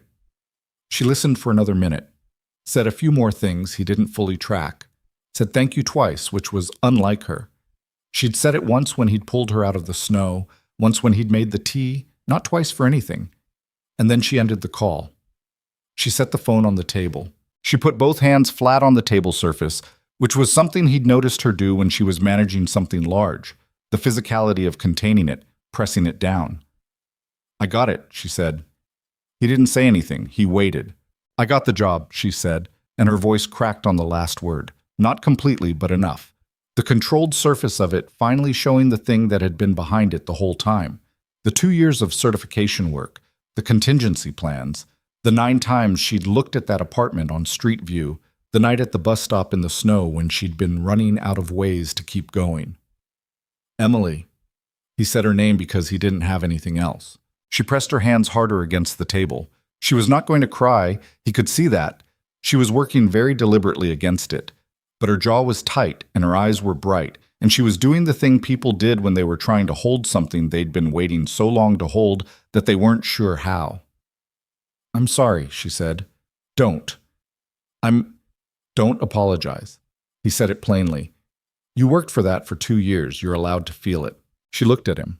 Then she pressed her lips together and looked at the table and took one breath and another, and slowly the thing she was holding settled into something she could carry without it spilling. "It's real," she said finally, quietly. "It's real." She nodded. Once, twice, working it into herself as fact rather than hope. Ella appeared in the kitchen doorway. She looked at Emily, She looked at Mason. She had the specific alertness of a child who had detected a significant event from the other room and come to investigate. "Did the phone call happen?" she asked. "Yeah," Mason said. "Did Emily get the job?" Emily looked at Ella, and whatever she'd been holding finally moved through her face in a wave that she didn't catch in time. Not tears exactly, but the expression that lived in the same neighborhood, the open, unguarded look of someone who had just learned they were allowed to have what they'd wanted. "I got the job," Emily said. Ella crossed the kitchen in approximately 4 steps, which was fast for a person her size, and wrapped her arms around Emily's arm. She couldn't reach higher from the floor, with Emily in the chair, and pressed her face against Emily's sleeve. "I knew it," Ella said, muffled by the fabric. Emily put her hand on Ella's hair. She held it there. Mason watched. He thought, sitting at the kitchen table in the late afternoon light with the snow outside going golden as the sun started down, that there were things you couldn't plan for, couldn't manage, couldn't contain with structure and routine and careful management of what you allowed into your life. He thought about the drive home 2 nights ago, the fraction of a second, the almost kept going. He thought about Ella in the back seat pressing her nose to the window. He thought about, "We can't just leave her," said with the certainty of someone who had not yet learned to rationalize the distance between what you saw and what you did. He thought it was probably the most important thing his daughter had ever said to him. He didn't say any of this. He got up and put the kettle on because there was tea to be made, and the evening was coming, and the 3 of them were still in this kitchen, which was warm, which was enough. Later, Ella finally asleep, the house settling into its nighttime quiet. They sat on the porch. This had been Emily's idea, which surprised him. She'd asked if he had blankets, and he'd gotten blankets. And they were sitting on the covered porch in the dark and the cold with blankets around them, and the snow in the yard going blue-white under a clear sky. And it was genuinely cold, absurd to be outside cold, and neither of them were going in. "I called Diane," Emily said. "How'd she take it?" She cried, which she would never admit. She said, "That's wonderful, Em," in the voice she uses when she's crying and trying not to. Emily looked at the yard. "Then she asked me 3 times if I was sure Burlington was a good idea and whether I'd looked at apartments." "What did you say?" "I told her I'd looked at one specific apartment 9 times on Street View." "What did she say to that?" "She said that wasn't the same as actually visiting it." Emily pulled the blanket tighter. "She's right. I know she's right. I've just been—" She paused. "I've been managing the distance from the wanting of it, so I wouldn't be destroyed if it didn't happen. The contingency plans. The contingency plans." She was quiet. "I didn't let myself believe it was real until Carol said it out loud." He understood that. The specific strategy of protecting yourself from wanting something by refusing to fully want it until you had it. "Does it feel real now?" he asked. She thought about it genuinely. "It feels—" She stopped. "It feels like standing at the edge of something, not afraid, just aware of the edge." He nodded. They sat without talking. Above the tree line, the sky was full of stars. Vermont winter sky, rinsed by the storm, clearer than it had any right to be. Their breath came out in small clouds. "I want to say something," Emily said. He waited. "I'm not—" She stopped. Started again. "I'm a practical person. I don't make things bigger than they are. It's not how I function." She was looking at the yard. "But 2 nights ago I was at that bus stop and I didn't know what I was going to do. And I was doing the thing I'd been doing for 3 years, which is just keep the next problem in front of me and don't look up too far. And then your car stopped." She turned to look at him. "You and your 4-year-old and your jar of pasta sauce." He almost smiled. "In that order." "Mostly Ella," she said. "But you made the choice. I want you to know I know that." She held his gaze. "You made the choice." He didn't deflect. He sat with it the way she'd asked him to, by saying it plainly. "You would have figured something out," he said. "Probably," she said. "I usually do, but—" She looked back at the yard. "Not all figures out are equal. Some of them cost more than they should." A pause. "This one didn't cost me anything." He thought about what she'd said at the kitchen table the first night. "Please just be a normal person who's actually trying to help." He thought about the grab bars in the guest bathroom that he'd never had occasion to use. He thought about small details, not any of them significant on their own, just the way they accumulated, the way a person assembled a picture of another person from the pieces they left lying around. "Thank you," she said, quietly, without the apology that sometimes came attached to it from her. "You're welcome," he said, equally quiet. The cold was real and specific. The sky was enormous. The yard was very still. He thought, she has a bus ticket for tomorrow morning. She has a job that starts March 1st in Burlington. She has an apartment she's looked at 9 times on a screen and never in person. She has a cousin in Albany who cries and pretends she doesn't, and a former company that doesn't exist anymore, and a piece about waiting that she made before she understood waiting, and 2 years of work towards something that is now real. He thought, tomorrow she's going to get on a bus. He thought this without attaching anything to it. He was aware enough of himself at 32 to know that 2 days was 2 days, that warmth and a snowstorm and a shared kitchen table were not the same as knowing someone, that whatever he felt sitting on this porch in the cold was real but was also early, unqualified, not yet anything he had a right to name. He was also aware enough of himself to know that not yet was doing something in that thought that not alone hadn't been doing 2 days ago. He left it there. He didn't say it. They went inside when the cold finally won. Emily first, Mason behind her, pulling the porch door shut on the yard and the stars and the snow that was already starting to glaze over in the dropping temperature. The house was warm. The lights were low. Ella was asleep down the hall and the kettle was still on the stove, and everything was ordinary and specific and, in its ordinariness, something else besides. "Good night," Emily said. "Good night," he said. She went down the hall. He stood in the kitchen for a while. Then he turned off the kitchen light and went upstairs, and the house settled around him, and outside the stars stayed where they were, indifferent and bright. And in the morning she was going to Burlington, and he was going to make coffee, and Ella was going to ask about the dog, and all of it was true at the same time, and he let all of it be true. He slept well, which surprised him. The morning she left, Ella cried. Not dramatically, not the full-body production that Ella was capable of when the situation warranted it, the kind that involved floor contact and volume and a complete suspension of dignity. This was quieter than that.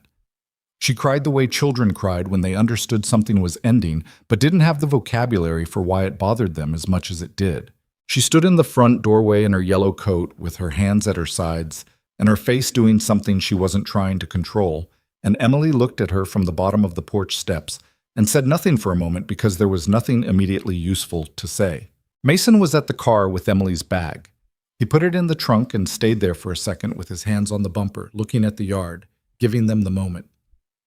"I'm going to be in Burlington," Emily said to Ella. Not "don't worry" or "it's okay" or any of the standard phrases that children recognized as adult noise. Just the fact of it, plain.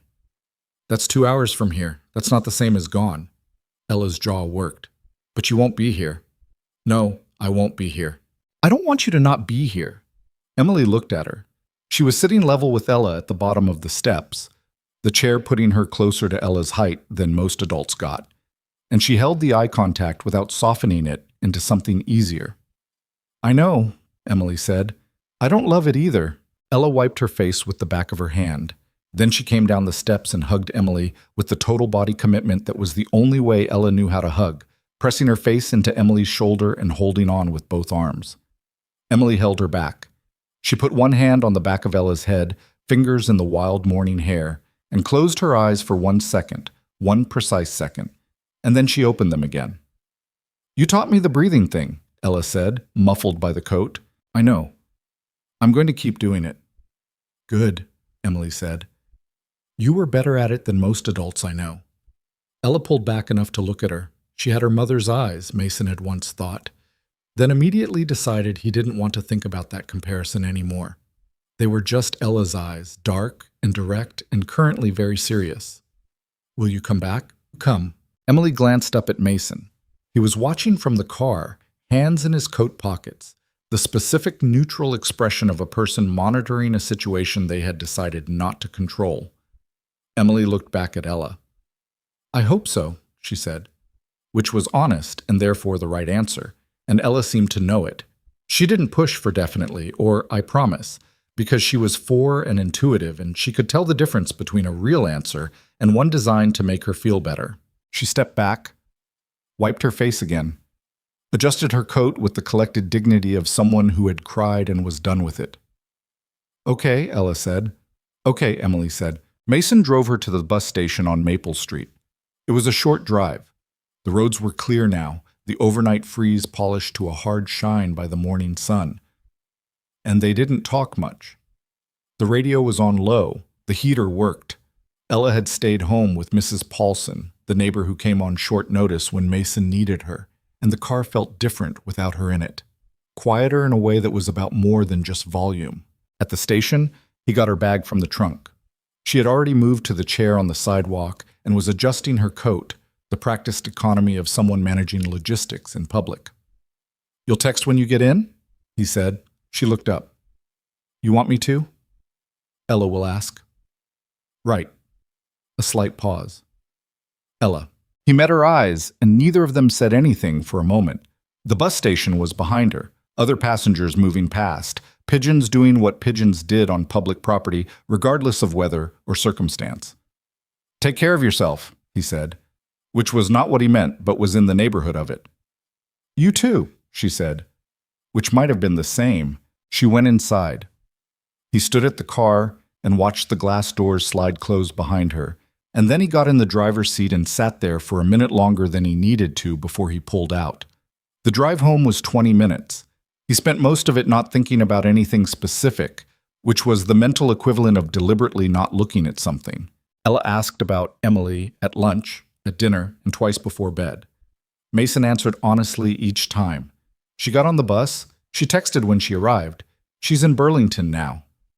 Ella processed each piece with the focused seriousness of a child filing information she intended to use later. "Can we call her?" Ella asked on the second night. "We could text her." "I can't text," Ella pointed out. "I'm 4. I'm aware." "So you'd have to text for me." He looked at his daughter. She looked back at him with the expression she'd inherited from no one identifiable, the one that was entirely her own construction, patient, certain, already 3 moves ahead. He texted Emily that night. "Ella wants you to know that she's been doing the breathing thing and also that the doghouse is still empty." Emily's response came 12 minutes later. "Tell her I'm proud of her on both counts.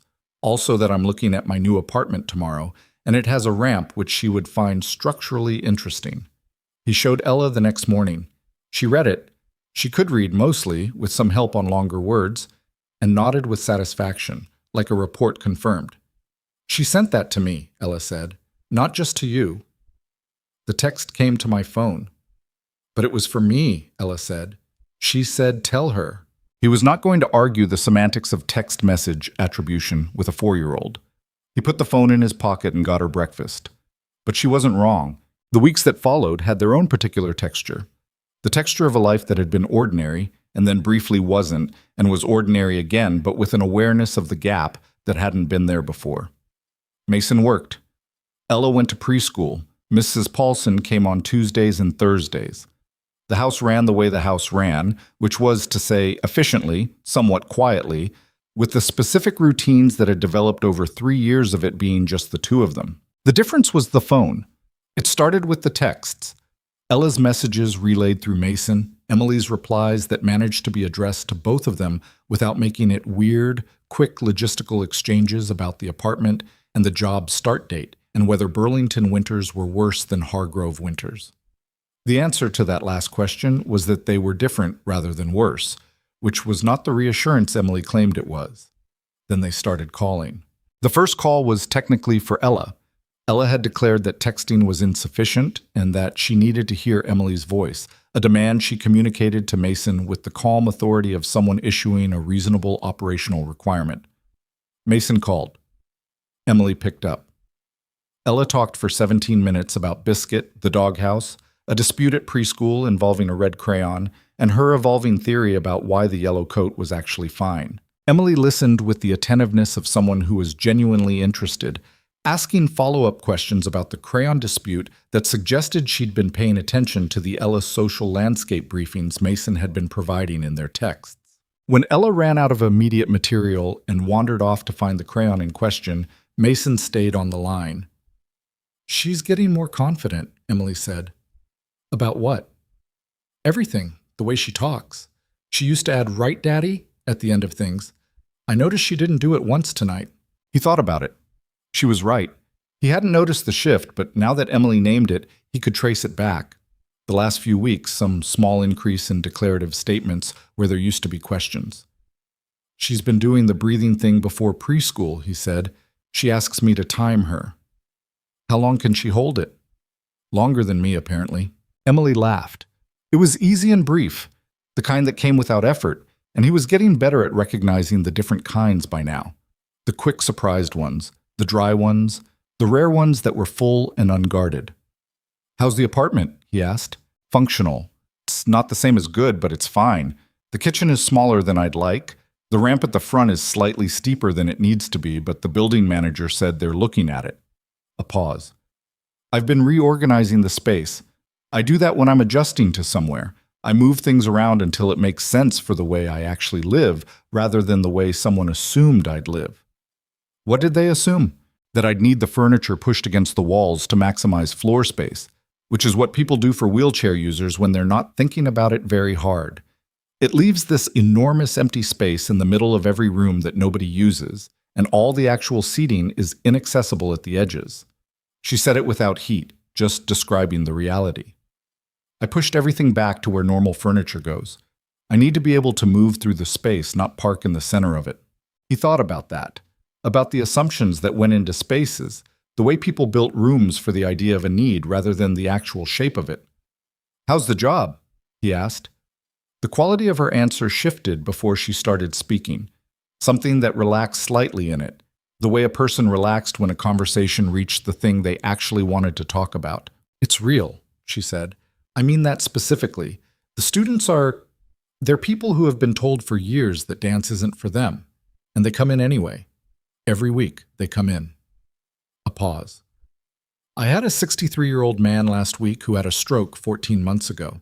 He came to class because his physical therapist suggested it and he thought it was probably not for him.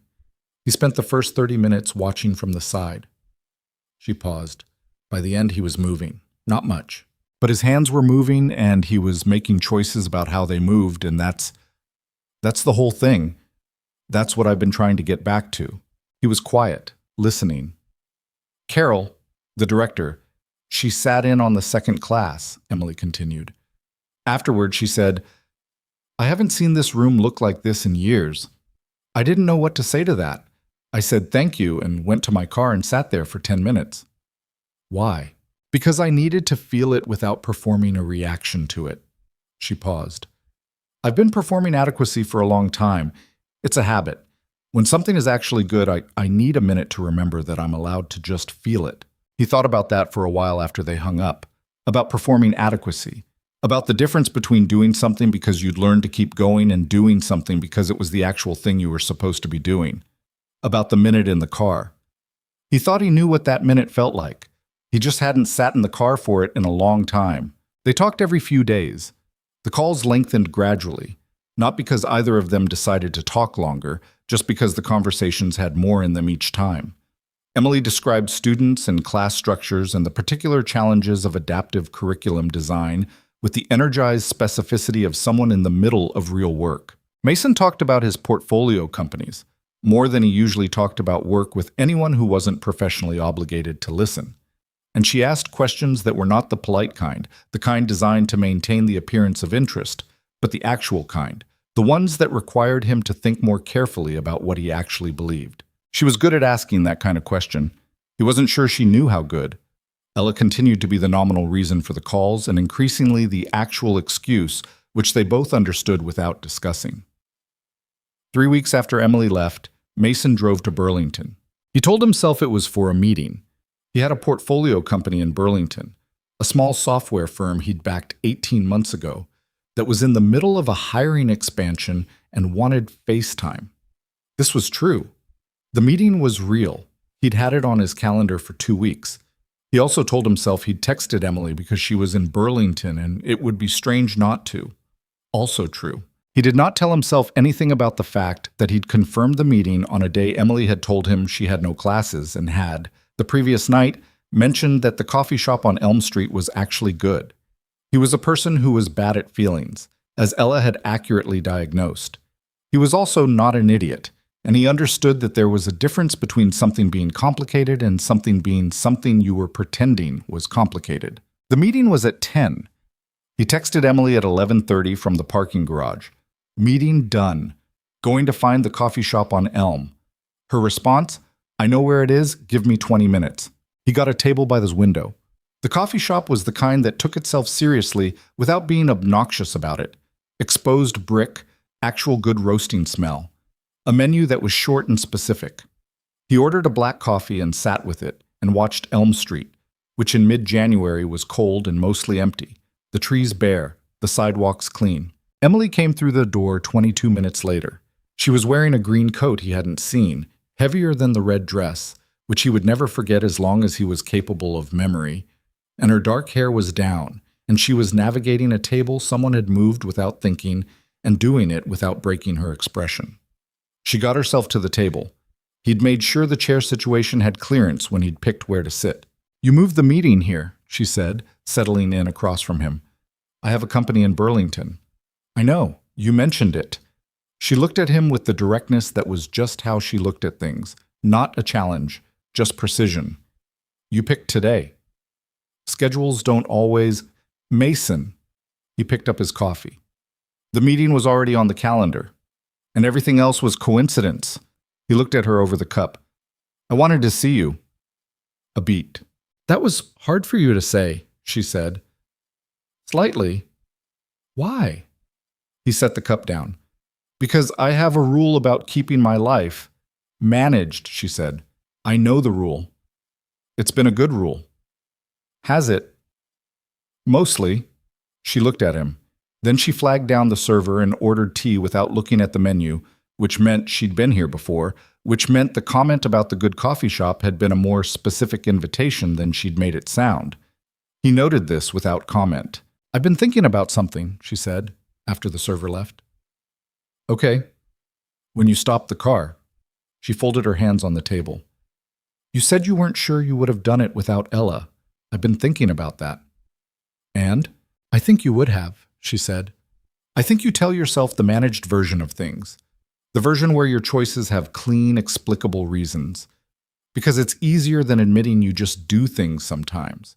That you're more impulsive than your life looks. He was quiet for a moment. That's a specific theory. You drove to Burlington on a day I had free. I had a meeting. You had a meeting, she agreed, and then you texted me from a parking garage. He conceded this with a slight tilt of his head. I'm not saying it's bad, she said. I'm saying the managed version of you is partly real and partly something you built after your marriage ended, and sometimes the actual you does things the managed version wouldn't approve of. She looked at her hands. I recognize it because I did the same thing. After the accident, I built this very controlled, very practical version of myself who made contingency plans and didn't want things too hard because wanting things too hard was dangerous. She looked up.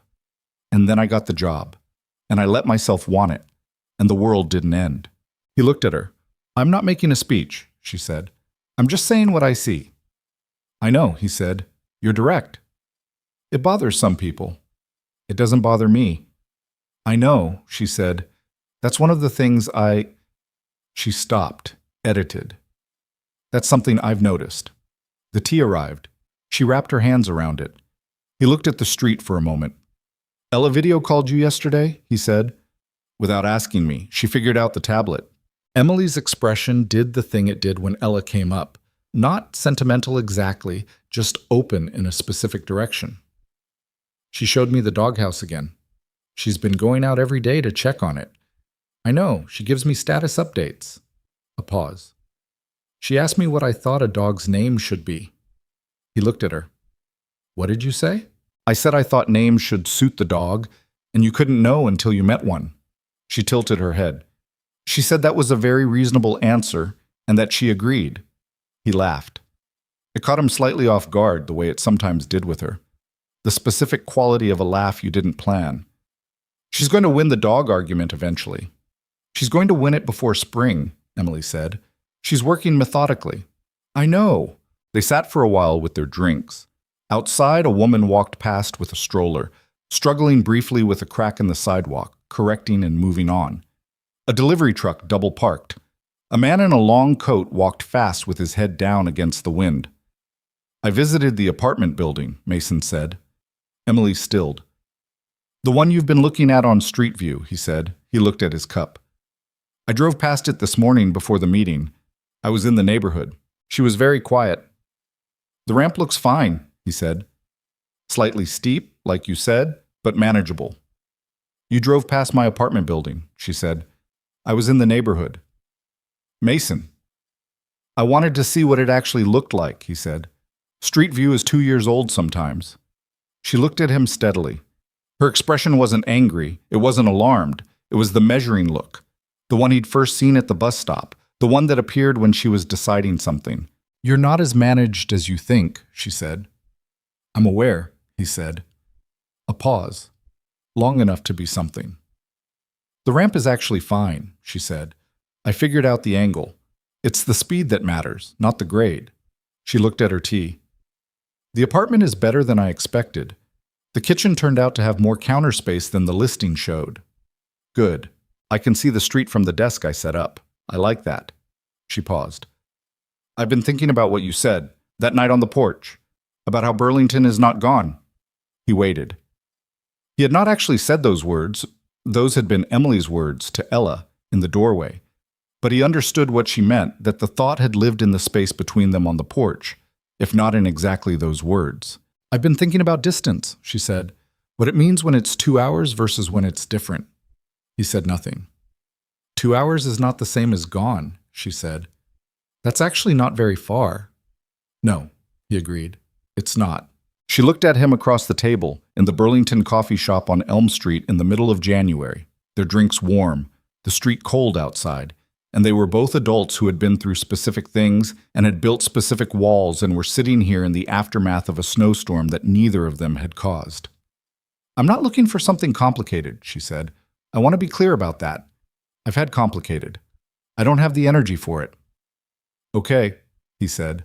I'm not good at... She stopped. Started again. I'm better at taking care of myself than I am at letting people... Another stop. I have some things to work on there. Me too, he said. I know, she said. I've noticed. He met her eyes. What are we talking about? She considered that. We're talking about the fact that you drove to Burlington on a day I had free and texted me from a parking garage, she said. And that I gave you the name of the coffee shop when you hadn't asked. A pause.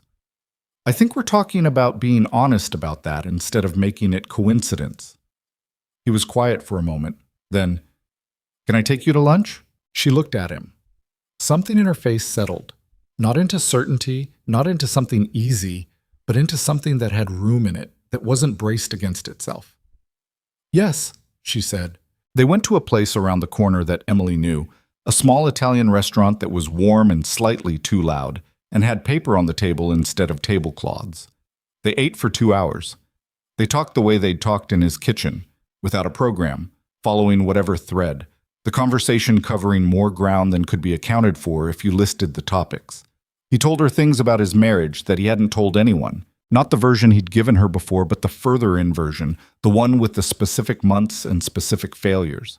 She told him about the year after the accident, the one where she'd been furious, in a way that was darker and more detailed than the summary version. Neither of them were performing. That was the thing. They'd done the performing for an audience portion very briefly in the first few hours, and then they'd both apparently decided it was too much work. On the way out, she stopped at the door to button her coat. He held it open. She didn't ask him to. And she looked up at him and said, I need to be somewhere by 3. I know. I have to be back by 4:30 for Ella. You drove here. 2 hours, he said. She looked at him. 2 hours isn't very far. No, he said. It's not. He drove back to Hargrove in the afternoon, the sun already going low, the highway clean and dry and mostly empty. He thought about the lunch and the coffee and the things they'd said and the things they hadn't said yet and the specific feeling of something being at an early stage rather than nothing, which was a different feeling than he'd had in a long time and which he was trying to hold without overhandling it. Ella was with Mrs. Paulson when he got home. She had left a note, Mrs. Paulson, not Ella, saying that Ella had eaten her snack without drama and had spent 40 minutes in the backyard with the small shovel and the doghouse, and had asked Mrs. Paulson 17 questions about dogs, specifically about medium-sized ones. He read the note twice. He went to the kitchen, made coffee, stood at the window and looked at the doghouse, which was visible from the kitchen, small and wooden and snow-bordered, sitting in the corner of the yard with the particular patience of things waiting to be used. He thought, Emily asked what I thought a dog's name should be. He thought, I didn't tell her I'd driven past her building until I was already saying it, and I said it because the alternative was sitting there with it inside and not saying it, and that was worse. He thought, Ella is going to win the dog argument before spring. She's working methodically.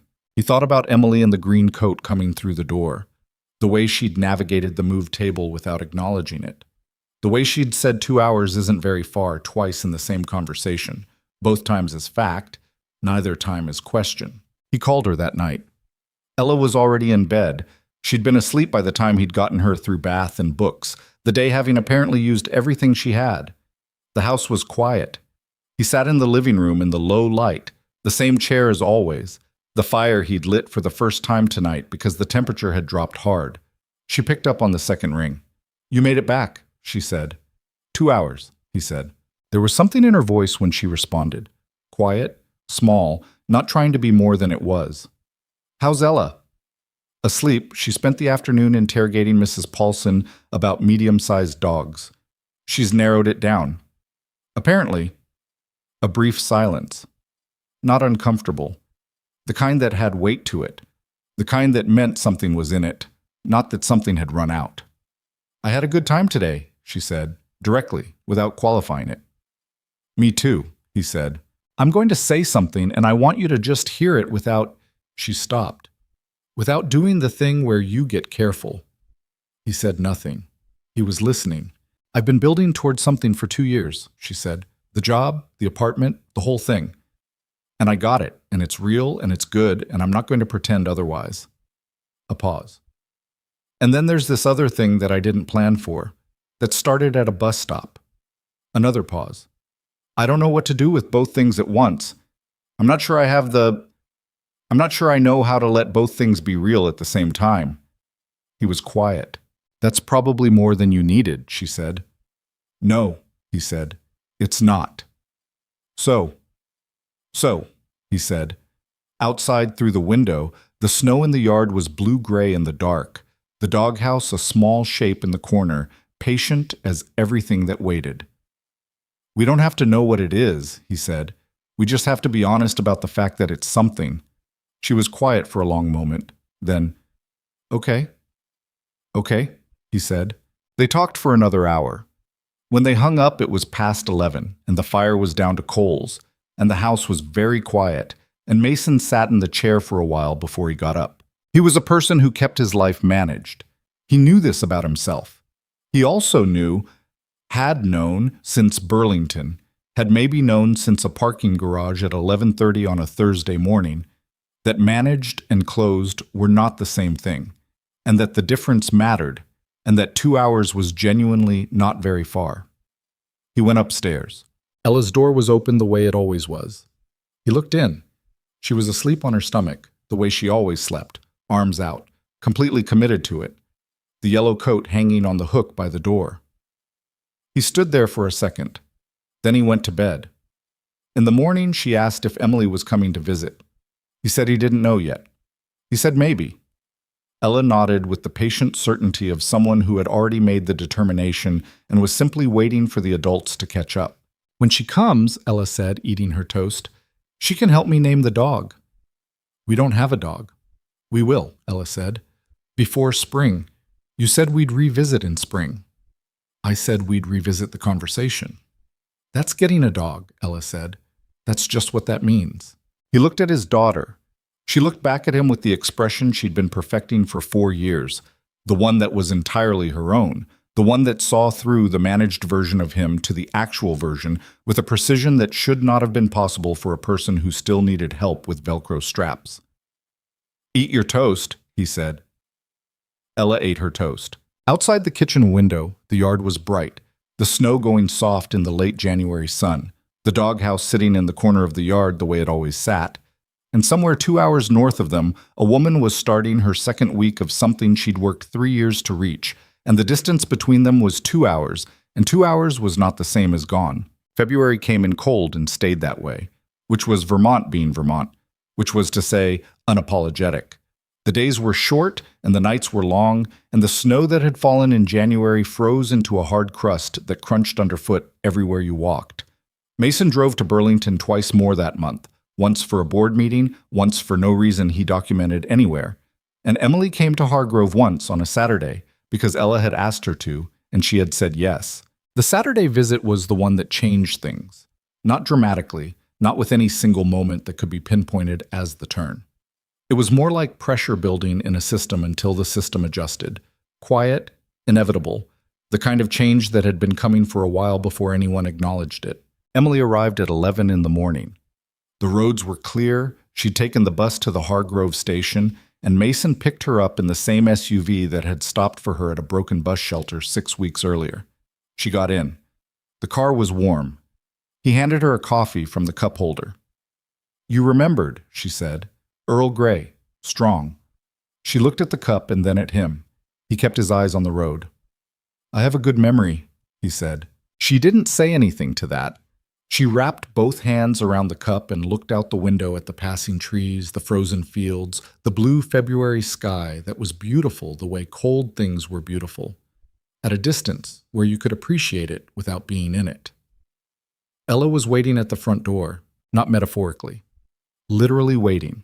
Standing at the window beside the door, coat already on, watching the driveway, and when Mason's car turned in, she was off the window and had the door open before he'd parked.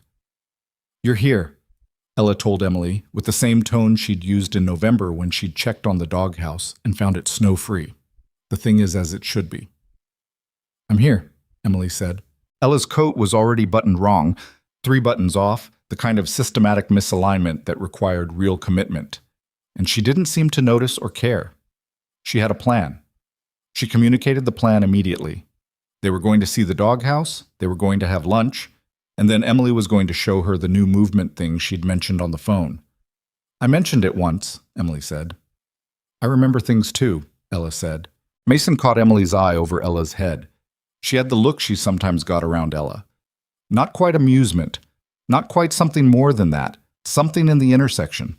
Something she didn't always try to contain. They went to see the doghouse. It had snow on the roof again, and Ella cleared it with the small shovel she now kept propped against the back porch, specifically for this purpose. Emily watched and asked serious questions about the structural condition of the doghouse and whether Ella had considered insulation, and Ella answered all of them with equal seriousness, and Mason stood back and understood that he was watching a conspiracy.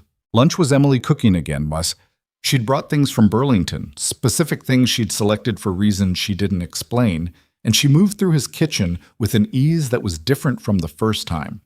The ease of someone who had mentally mapped a space and knew where everything was. She made soup, real soup, from scratch, the kind that required an hour, and made the whole kitchen smell like something a person actually wanted to be near. Ella sat at the counter and helped with things that were within her jurisdiction, tearing bread, stirring when instructed, providing ongoing culinary commentary. And Mason stayed out of the way and drank his coffee and watched the two of them in his kitchen and felt something he was getting less good at pretending wasn't what it was. After lunch, Ella demanded the movement thing. Emily moved the coffee table, which she did now without asking, and Ella stood in the cleared space in her socks and waited. "This one is different," Emily said. "It's about 2 people moving together. You need a partner." Ella looked at Mason. "Daddy," she said. Not a question, a statement.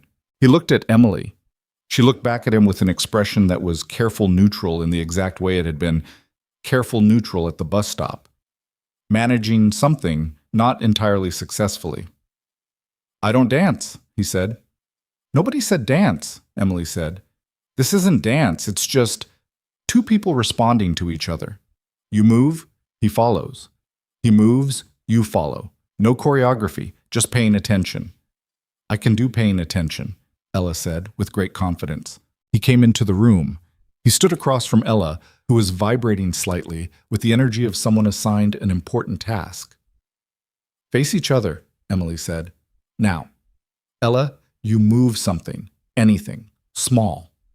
Ella lifted one arm, slow and deliberate. Mason, follow it, not copy.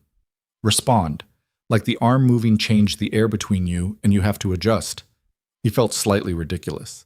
He shifted his weight, let one shoulder follow the direction of her arm. Ella's eyes lit up. Now you, Mason, something small. He tilted his head to the left, slow. Ella leaned the same direction, then thought about it and leaned the other way. The counterweight, the response rather than the mirror. Instinctively right. See, Emily said quietly. She's already doing it. They did this for 10 minutes, the three of them. Sometimes Emily calling adjustments, sometimes silent. And it was genuinely strange and also not strange at all. Two people in socks in a living room moving like the space between them had texture, had information in it, had things to say. At some point, Ella started laughing, not because it was funny, but because something in her was delighted. The specific delight of discovering that another person could be paid such close attention to, that responding to another body was its own kind of language. She laughed and kept moving, and Mason found himself almost smiling in the involuntary way of someone who had stopped managing their expression. Emily watched them. She watched with her hands in her lap and her chair still, and her expression was the open, unguarded one. The one from the phone call night, the one she didn't always catch in time. She watched a man and his daughter moving together in a cleared living room on a Saturday afternoon, and something in her face said, "This is what I came for," and something else said, "I didn't know I was coming for this." She looked away before he saw, or she thought she did. They ate dinner together. It got dark early, February dark, quick and absolute, and nobody mentioned what time it was for a long time. Ella ate and talked and ate and talked, and after dinner she climbed into Mason's lap at the counter and talked more slowly, and then talked in single sentences, and then went quiet, and then was asleep with her face against his arm, which was how she ended up when she ran out of day. He carried her to bed. He came back to find Emily at the kitchen counter with her tea, the dinner dishes already rinsed, which she'd done without making a production of it. "You didn't have to do that," he said. "No." He poured himself the last of the coffee and stood at the other end of the counter. The house was quiet in the specific way it went quiet after Ella slept. A different quality of quiet than before she was in it. Fuller somehow. The silence of a house that contained people rather than just space. "Last bus to Hargrove Station is at 9, Emily said. It was 8:40. "I know," he said. She looked at him. "You could stay," he said. "The guest room is there." "I know the guest room," she said. "So." She turned the cup in her hands. She did this when she was thinking he'd learned. The slow rotation, the hands occupied while the mind worked. "This is getting complicated," she said. "Is it?" "You know it is." He set down his coffee. He said, "I'm not sure complicated is the right word." "What's the right word?" He thought about it. He thought about the parking garage and the coffee shop and the drive home and the things she'd said on the phone and the way she'd looked watching him and Ella in the living room, the open, unguarded look she thought she'd hidden. "Honest," he said. "I think it's getting honest. That's different from complicated." She was quiet. "I don't want to do something I can't undo," she said. "That's—" She stopped. "I've had things I couldn't undo. I know what that costs." "I know," he said. "So do I." "I don't want to be something that happens to Ella and then doesn't stay," she said. It came out direct and raw and a little uneven, which was how true things sometimes came out. "She's already—" She stopped. "She already looks at me a certain way. I noticed it today, the way she checked that I was in the room. And if I—" She pressed her lips together. "I'm not willing to be someone who leaves a mark like that and then goes." He looked at her for a long moment. "I know," he said. "You know," she repeated. "That's why I'm not asking you for anything you're not ready to give," he said. I'm asking you to stay tonight, in the guest room, because the bus is in 20 minutes and we're not done talking, and Ella would be happy to see you in the morning." She looked at him. "That's all," he said. It wasn't all, and they both knew it, and that was okay. Not everything needed to be said at once. Not everything was ready to be said. What mattered was that what he said was true, that it was the true part of the larger true thing, and she understood the difference. "Okay," she said. She missed the 9 o'clock bus. In the morning, Ella found her at the kitchen table before Mason was up, already working on her laptop with her tea, and Ella didn't say anything. She just climbed into the chair beside her and looked at the screen with the calm, proprietary expression of a child who had decided something was right and was simply watching it be right. Emily looked at her. "Good morning." "You stayed," Ella said. "I stayed." Ella nodded. Then, "The doghouse needs a name." Emily laughed. The full unguarded one, early morning unguarded, the one that came before the day had a chance to put anything in front of it. "Okay, what are you thinking?" "I'm thinking something that sounds like it's ready," Ella said. "Like it's been waiting and now it's ready." Emily was quiet for a moment, looking at the small girl with the wrongly buttoned pajamas and the morning hair and the absolute certainty. "What about almost?" Emily said. Ella thought about it. "Almost," she repeated, "like it's almost ready. Like everything good is almost—" Emily paused. "Like almost is the moment right before."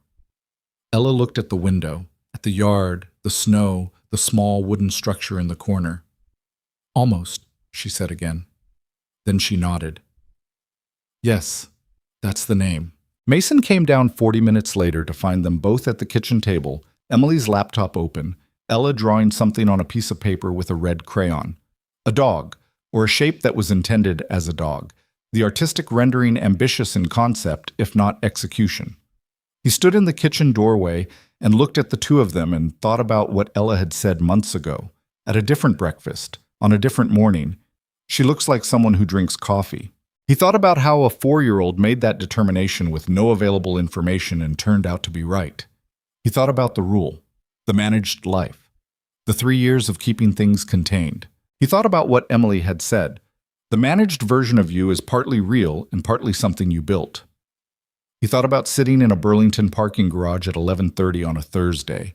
He thought about the term sheet he'd read 6 times and never finished because the living room had music in it and 2 voices.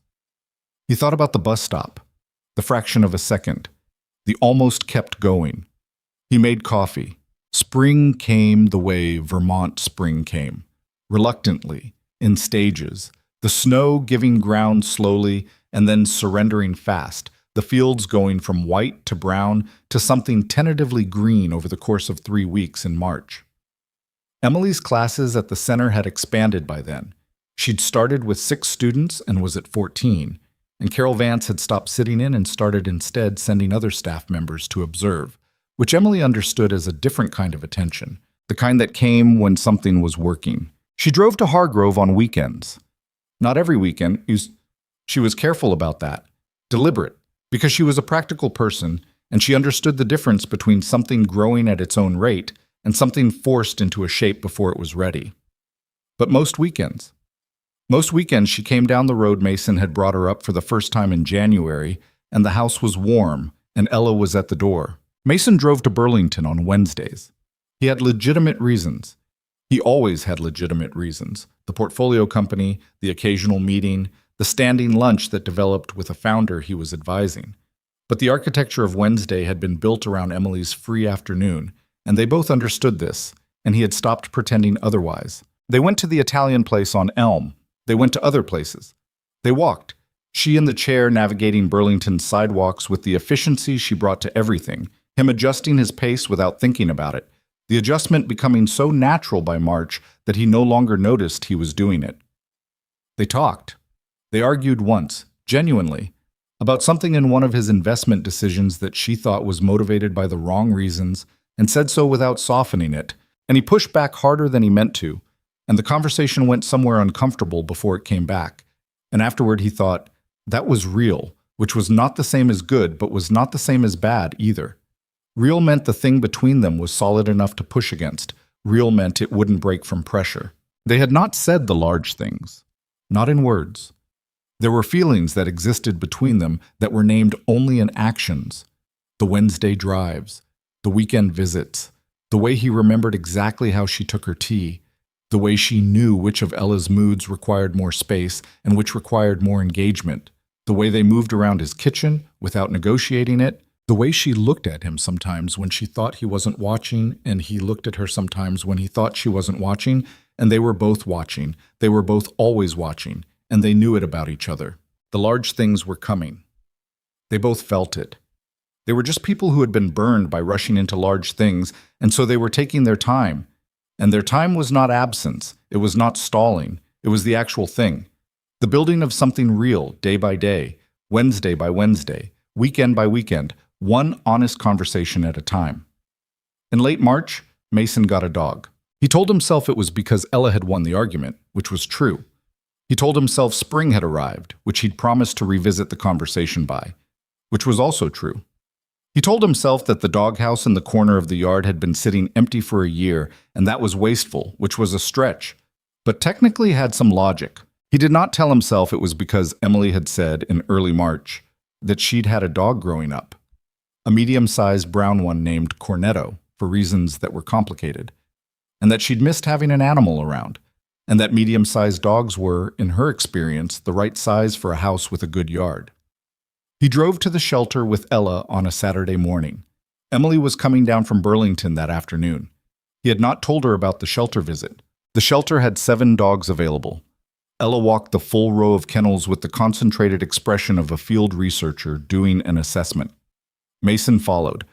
The dogs were various, big and small and old and young, and several of the desperate, enthusiastic type that loved everyone, and several of the shy type that needed convincing. At the end of the row, there was a medium-sized brown dog. Approximately 3 years old, the shelter said. Some kind of retriever mix. Quiet, not the frantic kind. Watching Ella approach with a level attention that was neither fearful nor performatively excited. Ella stood in front of the kennel. The dog sat down. They looked at each other. "This one," Ella said. Not a question.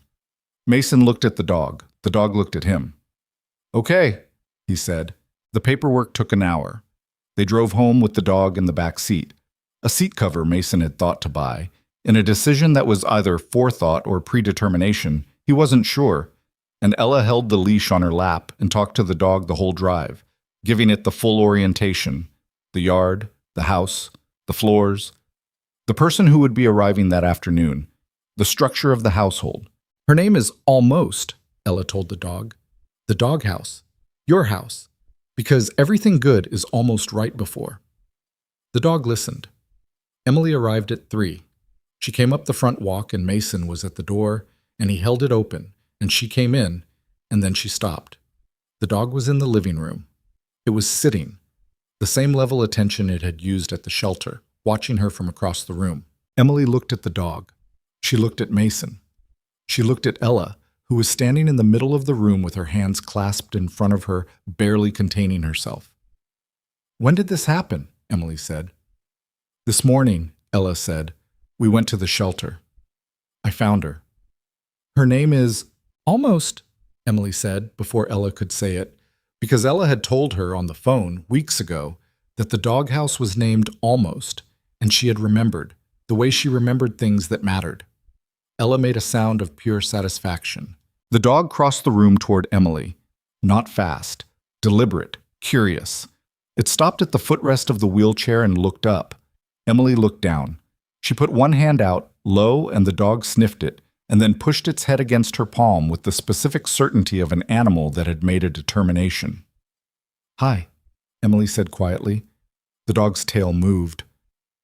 "She likes you," Ella said. "She knows." Mason leaned against the doorframe and watched. He thought, a dog, a woman, a 4-year-old who knows things, a house that has been filling for months with something he hadn't known to plan for. He thought about the bus stop. He thought about it with a clarity he hadn't had since it happened. Not the drama of it, not the almost didn't stop, but the specific quality of the second when he had, the moment the choice was made before he'd consciously made it. The way a thing you needed could arrive in the middle of a perfectly ordinary errand on a night you'd already mentally filed as unremarkable. He thought, Ella saw her first. But he'd seen her too, before Ella said anything, and the almost drove on was never the whole story. The almost drove on was the managed version, the version where the choice was explained and contained. The real version was that some part of him had already stopped the car before his daughter said a word. He had just needed her to say it out loud. Emily stayed for dinner. She stayed through Ella's bath and the book negotiations, and the moment where Ella declared that almost needed to sleep in her room, which Mason said no to, which Emily said nothing about, which Ella attempted to renegotiate twice before accepting defeat with the grace of someone who was already planning the next approach. When the house was quiet and Ella was down and almost was on the dog bed in the kitchen that Mason had bought on a slightly too specific instinct, they sat on the porch again. It was cold still. Vermont late March, which was not warm, but it was a different cold than January, the kind that had thaw in it, the kind that carried the specific smell of things starting underneath. Their breath came out in small clouds. They had blankets. The stars were out. Emily said, "I've been thinking about the apartment." He waited. "The lease is month to month after June," she said. "I asked Carol about working remotely 1 day a week, framing the curriculum work. She said it was fine." She looked at the yard. "Burlington is 2 hours." "I know," he said. "And I've been thinking that the distance was useful, that it gave things space to be what they were going to be without too much pressure." She paused. "And I've also been thinking that it's June in 3 months." He looked at her. "I'm not asking for anything specific," she said. "I'm not—" She stopped. "I've gotten better at not making contingency plans for things that are good, at just letting them be good." She turned to look at him. "I'm saying that I'm paying attention to June, that's all." He thought about what to say. He thought about the managed version and the actual version. He thought about what it cost to be honest versus what it cost not to be. "I want you closer," he said. "I've wanted that for 2 months. I didn't say it because I was waiting for the right time. And there's never a right time." He looked at her steadily. "I'm saying it now." She was quiet. She had the hands on the armrest posture she used when she was holding something large. Not pressing it down, just keeping it still long enough to look at. "You have a 4-year-old, she said, "and a dog named Almost, and a doghouse, and a guest room with grab bars in the bathroom that were installed before I ever came here." He blinked. "How do you know they were installed before?"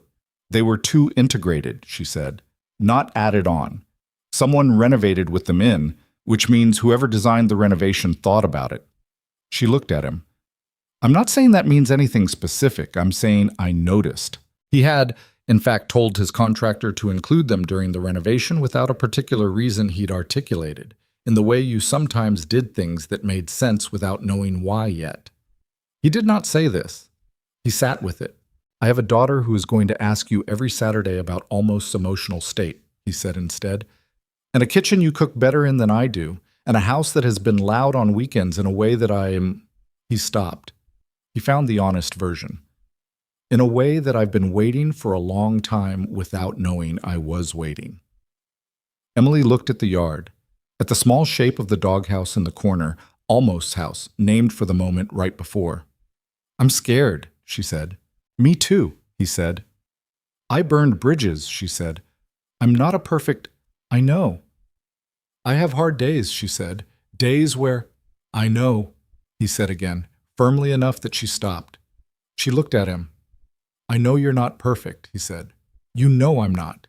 That's not what this is." He held her gaze. "This is two people being honest and showing up. That's it. That's the whole thing." She was quiet for a long moment. Then she said, "Ella's going to be insufferable about being right." "She already is," he said. Emily looked at him, and the careful neutral surface that had been on her face at the bus stop, the one she'd spent 3 years building and 2 months slowly taking down in his company, wasn't there. What was there instead was just her face, tired and real and slightly afraid and present in a way that didn't apologize for any of those things. "Okay," she said. Not a big word, not a declaration, just the small exact word for yes when yes was real. He reached over and took her hand. Not dramatically, just put his hand over hers where it rested on the armrest and left it there. And she turned her hand over and held it back. They sat like that for a while, the cold and the stars and the yard and the sleeping house behind them. The dog barked once from the kitchen, then went quiet. She heard something, Emily said. She barks at the wind, Mason said. She did it 4 times this afternoon. She'll get over that. Probably not quickly. Emily's mouth turned. No, probably not quickly. He held her hand and didn't say anything more. The thing about this, about any of it, about the bus stop and the snowstorm and the jar of pasta sauce and the Wednesday drives and the guest room and the doghouse named Almost, and the way Ella had stood at the front window watching the driveway. The thing about all of it was that none of it had been planned, not one piece, and Mason had built his entire adult life on the idea that the unplanned things were dangerous, that the things you didn't control were the things that cost you, that keeping the gates was how you kept the grief out. He had been wrong about that. He'd been wrong in the specific, important way that a person was wrong when they mistook caution for safety. Grief came in regardless. It came in through the front door if you left it open, and through the cracks if you didn't, and no amount of managing kept it out. And the cost of the managing was that you kept out everything else too, the loud things, and the full things, and the things that smelled like soup from scratch, and moved through your kitchen like they'd mapped it. Ella had known that. She'd known it at 4 years old from the back seat of an SUV with her nose pressed to a foggy window, seeing a woman at a bus stop in the snow, and saying, "We can't just leave her. Not should we stop. Not Daddy. Look. We can't leave her." As if leaving was the active choice and the stopping was just what you did when you were paying attention. He thought he was going to spend the rest of his life being humbled by his daughter.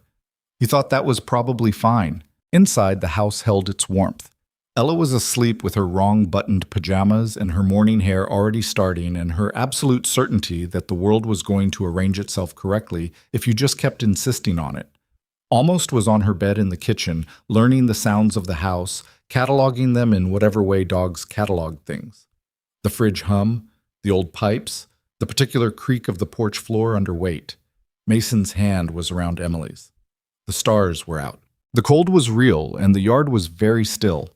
And somewhere in Burlington there was an apartment on a month-to-month lease, and a ramp that was slightly steep, and a desk by the window where a woman had spent 2 years building towards something and had gotten there and discovered that getting there was only part of the story. The rest of the story was this: not perfect. Nothing about it was going to be perfect. Emily would have hard days that Mason didn't know how to navigate, and Mason would retreat into his managed self at the wrong moments, and Ella would push every limit available to her because that was who Ella was, and Almost was going to bark at the wind for the foreseeable future, and there would be arguments and silences and moments where nothing felt easy. Life didn't resolve into ease, it resolved into honesty. If you were lucky, into people who told you the truth about who they were and showed up anyway and let you do the same. Emily turned her head and looked at him in the dark. He looked back. "Come inside," she said. "It's cold." "It's cold," he agreed. They went inside. The door closed behind them. The yard went still. Almost whined softly from her bed, heard them come in, and was quiet. The house was warm. That was enough. That was, in fact, everything.